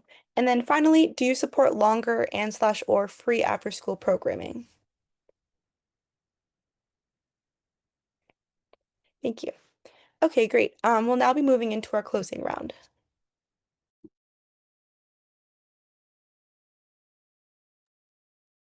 Thank you. And you all get 2 minutes, and we're going to start with the school committee members. And the order is Elizabeth Hudson, Richard Harding, Jia-Jing Lee, and Jane Hershey. 2 minutes apiece. Elizabeth. Great.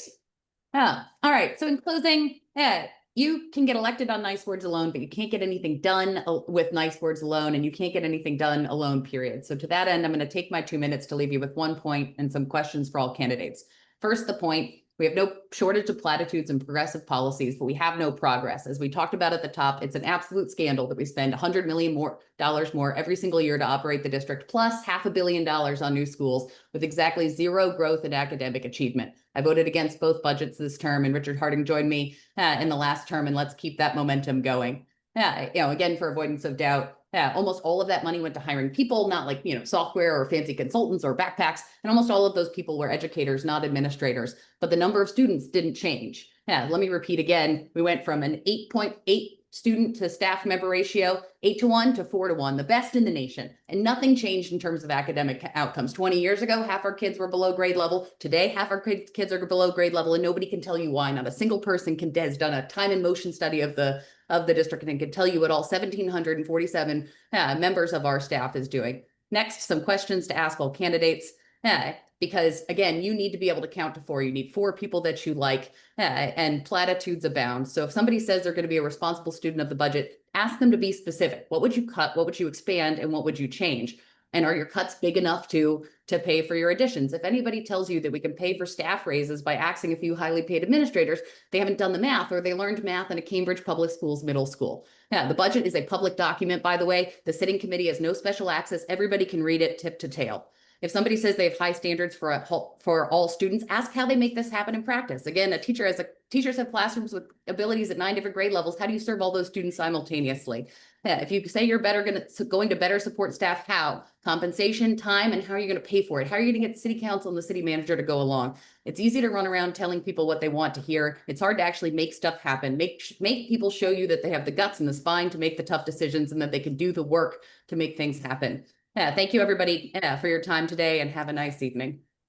Thank you. And Richard?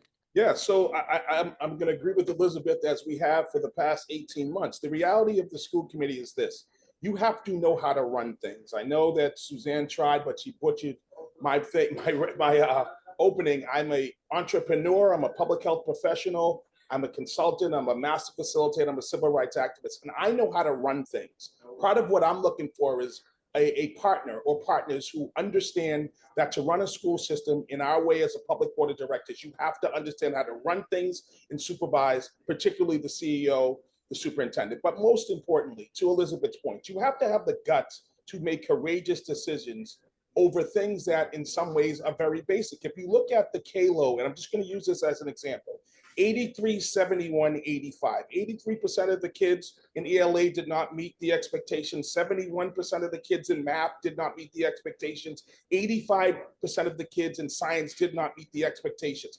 That was not a courageous vote.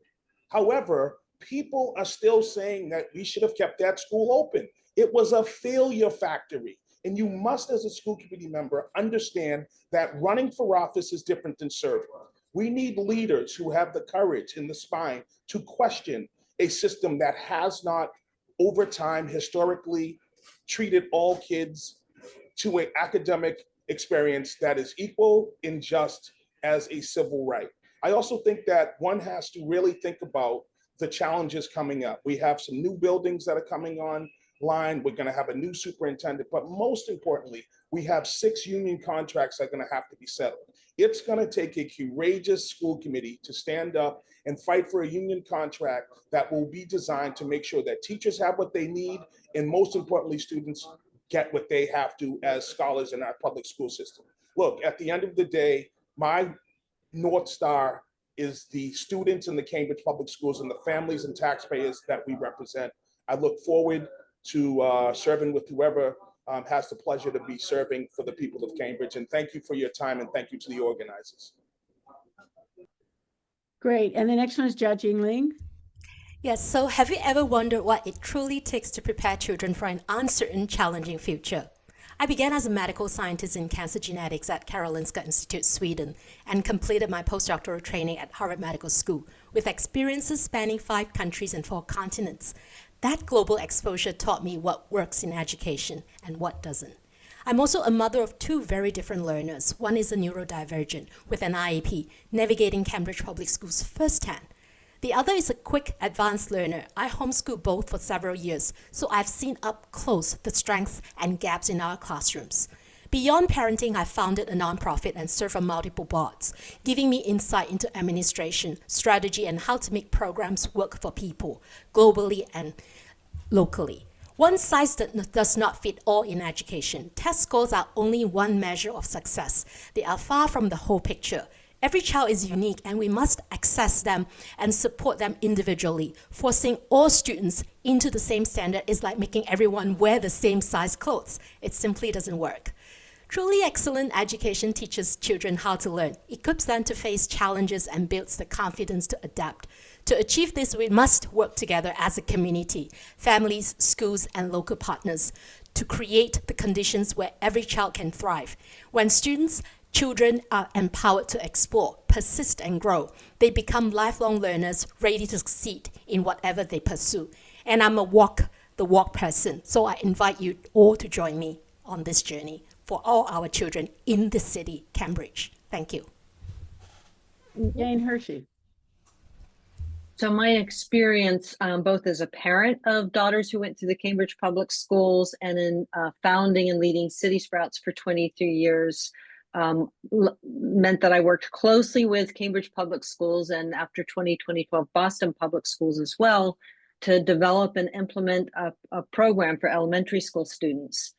In that time, I worked with a lot of superintendents, 1, 2, 3, 4, 5, I wrote down here, principals in the elementary and the upper schools, and many, many, many classroom teachers. I know our schools, I know Cambridge Public Schools, and I think that's really valuable information for a Cambridge School Committee member.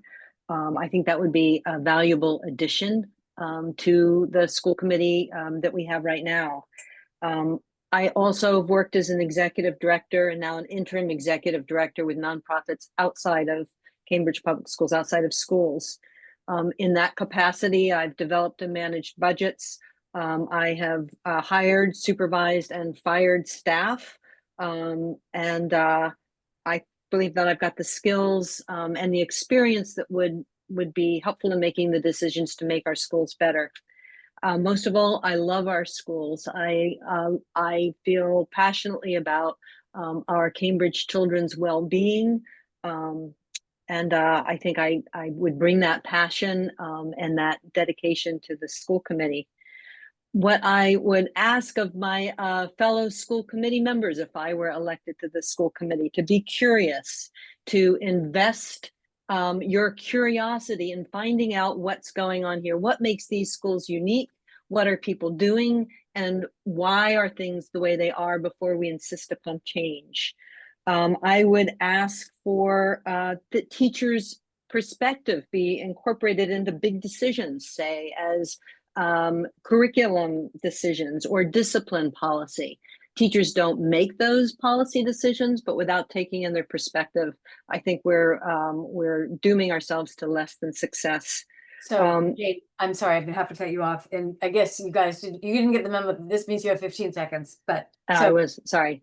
That's okay. So, Great. So Thank now we're going to go on to the City Council roundup, 2 minutes each. We're going to start with Louise Venden, Aisha Wilson, Kathy Zusi, Elizabeth Bisio, John Hanratty, Peter Sue, and Zion Sharon. So, Louise. Hello. Oops. don't worry, we won't start the clock. Okay, all right, never mind. Anyway, thank you so much. And I've come to this role as someone who has served in a public select board. And actually, we built over 100 units of housing in a town that only had 4,000 units. I have run a business. I have been a finance person in a large banking institution, and I had to make performance goals every year, and I had to live up to them. I believe that we do not have a system which sets goals and makes sure that our government works. Passing laws will not build housing.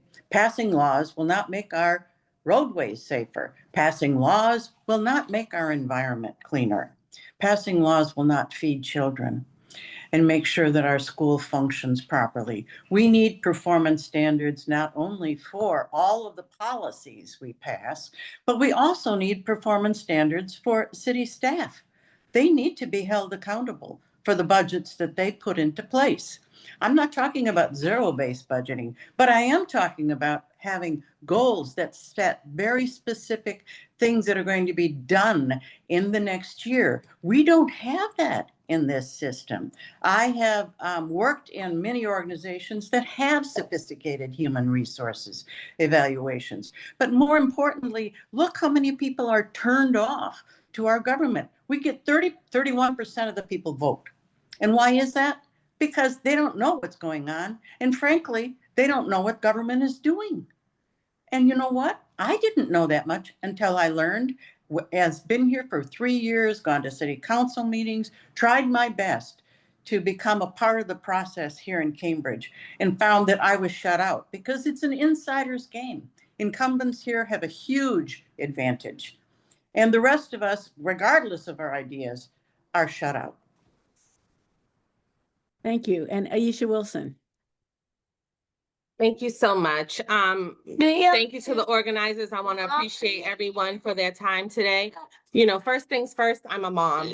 I'm a mom in the city that raised me, and I look forward to continuing to be a mom and raising my son in the city as well. So as we talk about affordable housing, we need to be keeping in mind just what does that mean for our next future generations. We want to make sure that they have a stellar education. We want to make sure that our after schools and childcare programs are up to par, and making sure that that the standards are where we know Cambridge education should be for the projection of our kids, those who are maybe neurodivergent or whatever.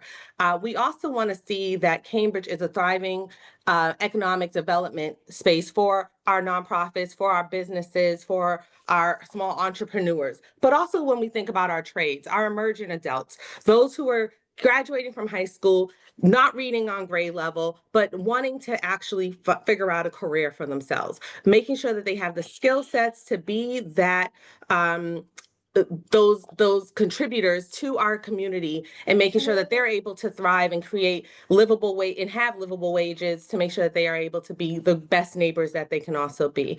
So listen, I'm a social worker. I'm someone who truly cares about this community. I want to continue to serve. I spent 4 years on the school committee, serving in my first term on council. I want to continue to do this work, to be a representative for those who are often feeling left out of the conversations and out of the fold. You know, being a single mom by choice is not easy, but I have committed myself and dedicated myself to not only my city, but to also making sure that our next generation is raised with love, care, and so much more. So I really humbly look forward to working with everybody, but truly ask for your number one vote on or before November 4th. Thank you all so much. Have a good night. Thank you. Kathy Susie. Vote for me, Kathy Zusi, because I get things done, and for these 3 reasons as well. First, I not only listen, but I also respect the voices of Cambridge residents. The city is full of experts in so many areas, with so many opinions worthy of consideration. As a counselor, I rely on your guidance. 2, I do my homework. I dedicate countless hours to researching issues, meeting with constituents, and attending meetings to understand our challenges. I also attend regional and national conferences and read broadly to understand the better picture. 3, because I'll need it. As most of you know, I was only shy 150 votes in 2023 and only served today because of Joan Pickett's unfortunate early death. You need me on the council. I provide balance. And I need you to elect not just me, but at least a few, if not all of my colleagues here, to turn the ship in so many ways. 1, to revise the multifamily housing ordinance and redirect development to our corridors, squares, and transition districts. To restore a sense of safety to our squares, providing services for the unhoused and improving those services, helping those individuals to actually transition out of homelessness, while setting and enforcing behavioral expectations. This is essential for our businesses too. And to encourage broader transportation planning and greater support for green infrastructure solutions. Especially as we become more dense, Cambridge will need green open spaces. Parks and trees absorb carbon and also contribute to everyone's quality of life. I ask for your number one vote, November 4th. Please go to votezusi.org to learn more about how to join my campaign. Thank you so much. Thank you. Elizabeth Bicio. Thank you so much, everybody. As I've talked to people across the city, I think one thing that has come up is how people really feel like they are not heard on the current council, and that the city is not necessarily representing their best interests when making policy decisions as of late. And so that is one of the main reasons why I'm running. And another question I get asked is like, how are you qualified? And I think that my experience in my time as a nurse advocating for my patients, that's the same kind of advocacy I would bring to city council. And now my advocacy in the boardroom for my customers and to make sure that that my employees and everybody we're moving effectively, like that is something also I would bring to the council. And so I think that those experiences make me uniquely positioned to be able to help kind of bring people's voices back into the council chamber and make sure that we're making decisions that are in the best interest of residents, not kind of flashy headlines or donors or special interest groups. And the city really needs to represent the people that live there, and so that it can continue to be the beautiful, innovative place that we know today. So I really would love your number one vote on November 1st. And the only way that we're going to make any changes is if we're able to get new people with new ideas into the chamber. And so really encourage you to consider some of the challengers here today. Thank you. John Hanratty. You need to unmute.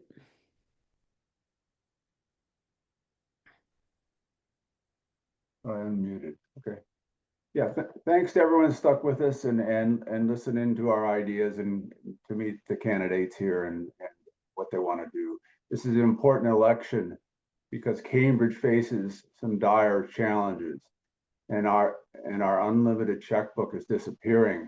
I bring some unique set of community advocacy, leadership, and business skills to address these challenges.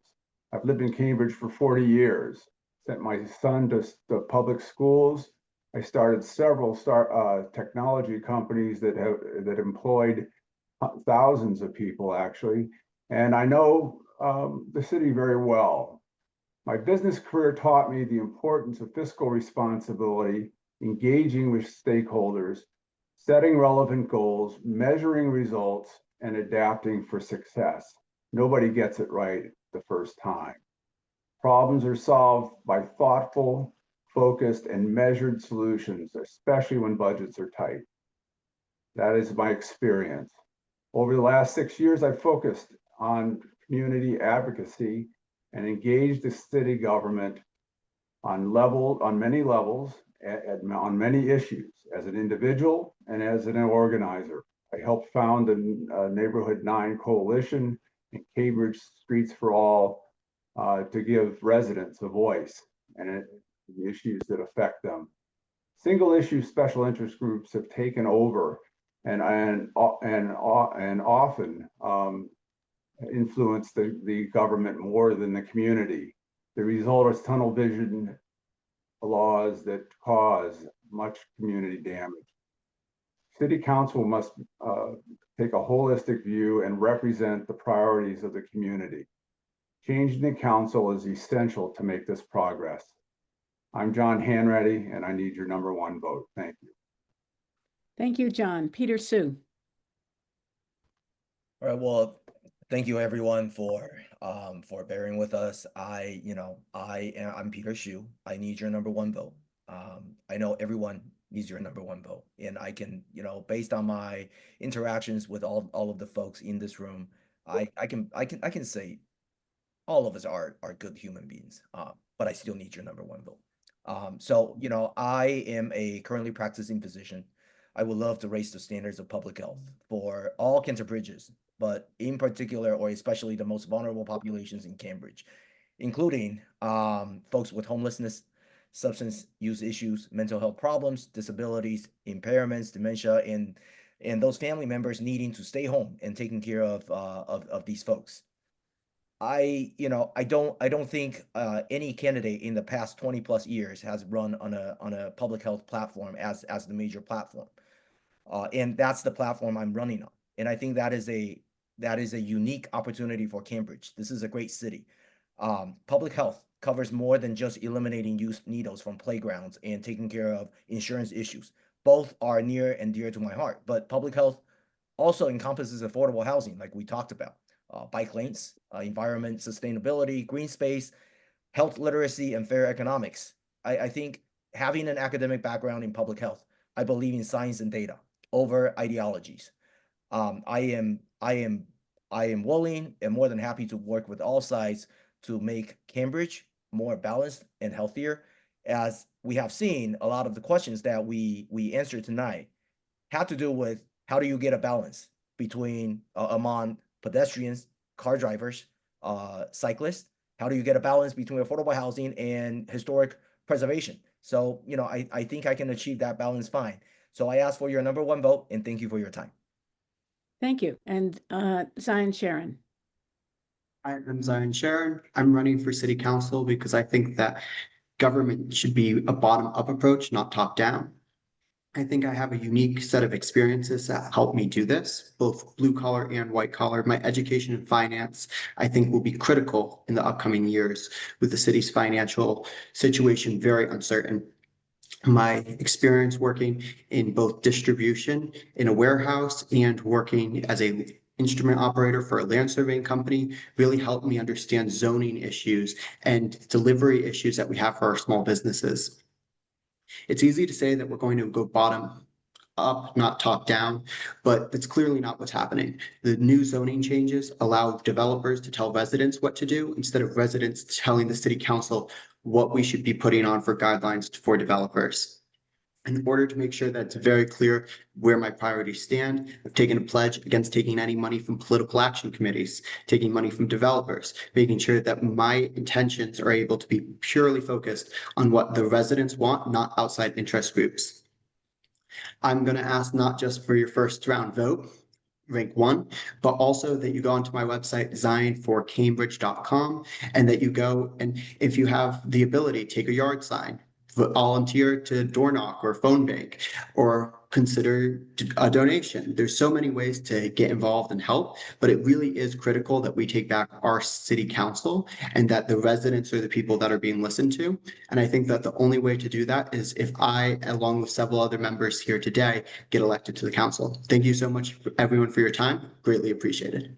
Thanks. Thank you. And the last piece of this is a question and answer period from questions that were submitted to us earlier. And Jana, if we could make these 30-second answers really short. And I have 7 for the city council candidates and 4 for the school committee candidates. I'll try to sort of alternate them. And the way this is working is I'll ask a question and somebody raise your hand and I will try to find out who raised their hand first. Okay. The first one is, if elected to the council, how would you support small independent businesses to help them thrive? This is a city council question. John. Oh, I'll try to do it better. So raise your hands because I can see it more quickly. John. So small businesses are very close to my heart. I think that parking has been discounted as far as what they need. What they need is the support of parking, access, and the respect of the city to bring them into line, to support them. The important part of our community. They bring unique products. They Thank bring you. unique flavor, and that's what I would do. Excellent. The next one's for school committee. How do you create a more transparent process on assignments to pre-K? I saw Elizabeth. This is for pre-K, is that correct? Yeah. Okay, so first thing to know is that this is actually falls under DHSP and the early childhood education office at the city, not the school. It's done, the assignments are done in conjunction with the schools. But it is pre-K is governed by the city side. In terms of assignments, the thing that's been at issue and that we've talked a lot about lately is the income balance by school. So every school is supposed to be within plus or minus 10 percentage points of what the school-aged population looks like in Cambridge. And we got to a point where we had a couple of schools that Thank you. and are He's How got to- only 30 seconds. I'm so sorry. Oh, okay, never mind then. Ask Please. everybody offline. It's important, but also ask the city council members because it also falls under them. Thank you. Okay, great. This is a city council question. How do we make our city more family friendly? Bathrooms, shaded playgrounds, parking, et cetera, a coherent plan. Who would like to do that one? Elizabeth? I think one of the biggest things is actually having bigger, like more bedrooms for housing. I think that's something that I personally am struggling with right now is as our family is growing, protection or something within the ordinances to prioritize bigger units that are more suitable for families and can support families as we grow, because we do lose a lot of people right now once they get to 1 or 2 kids where they just simply cannot find suitable housing within the city to support their families. Thank you. Okay, city council, will you fight for free Wi-Fi in all public housing buildings? Aisha? Is that just a yes or no question? Yes. Guess so. Yeah, there you go. That was very quick. School committee, how do we get the buses to run on time? Elizabeth, you've already answered. Jia-Jing Lee? Okay, first of all, we only have, for many years, only one bus company bid with the contract. So we should encourage more bus companies to come, and we probably should also look into having in-house services. And so that we can directly look at what's going on, like we have better control about the punctuality and other issues. There are actually a lot more issues other than the punctual within Great. the school bus. Yes. Okay, and city council, how can the council help increase enforcement? Lots of rules, regulations, yet traffic, parking, Airbnbs operate as though there are no rules. As Kathy? With Airbnb, we're thinking about, in Boston, they actually had to sue Airbnb to get them to only list registered units. And hopefully we won't have to sue Airbnb, but we're actually putting pressure on them to require all units to be registered, which means they would have to follow the rules. And there are efforts to, we're encouraging the police to do more, to better manage parking, better enforce parking regulations. Thank you. School committee, one day in City Hall, you are counselor, what would you change? Jane, you're smiling. I think that's you. One day in City Hall, what would I change about our schools? Or anything, what would you change? Okay, I think we should have, I would start with free play, with recess and school lunch, and make sure that there is enough time for all kids at all schools. Thank you. The next one, Young Kim wrote a PhD thesis. It's narrowed down to a few points.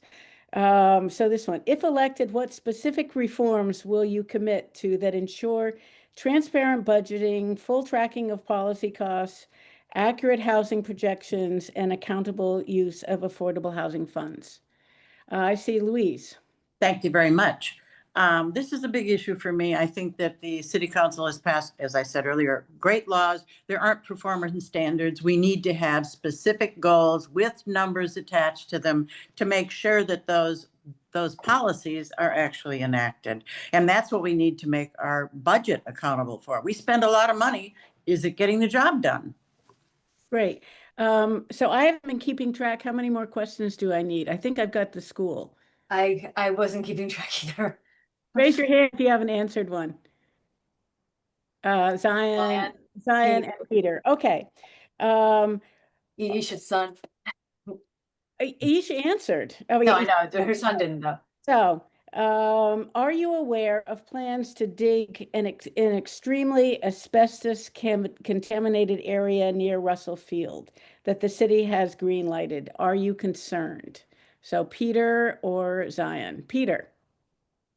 I am aware. I've heard from voters, and I am concerned. Of course, asbestos is a Asbestos, I'm sorry, but it's a 1 week topic. I can't just talk about this within 30 seconds, but it's very bad for your lungs and it can actually cause mesothelioma, which is a fancy word that we don't really need to go into the definition right now, but it's bad and I'm concerned about that. Yes. Thank you. And the last question, how did we go back to diesel buses, and would you support our going forward with electric ones? That's for you, Zion. Yeah, I personally support all electric vehicles as we can. I think we have to make sure that we have the grid capacity for all the electricity that we need, and we need to make sure we're having more charging ports. But just generally speaking, I do think that electric buses are better, and also shuttles, maybe ones that fit 15 or so people instead of the big buses, are also needed to be electric. Thank you. And I think we've got everyone. I want to thank you all hugely for running for city council or school committee. You've done a wonderful job.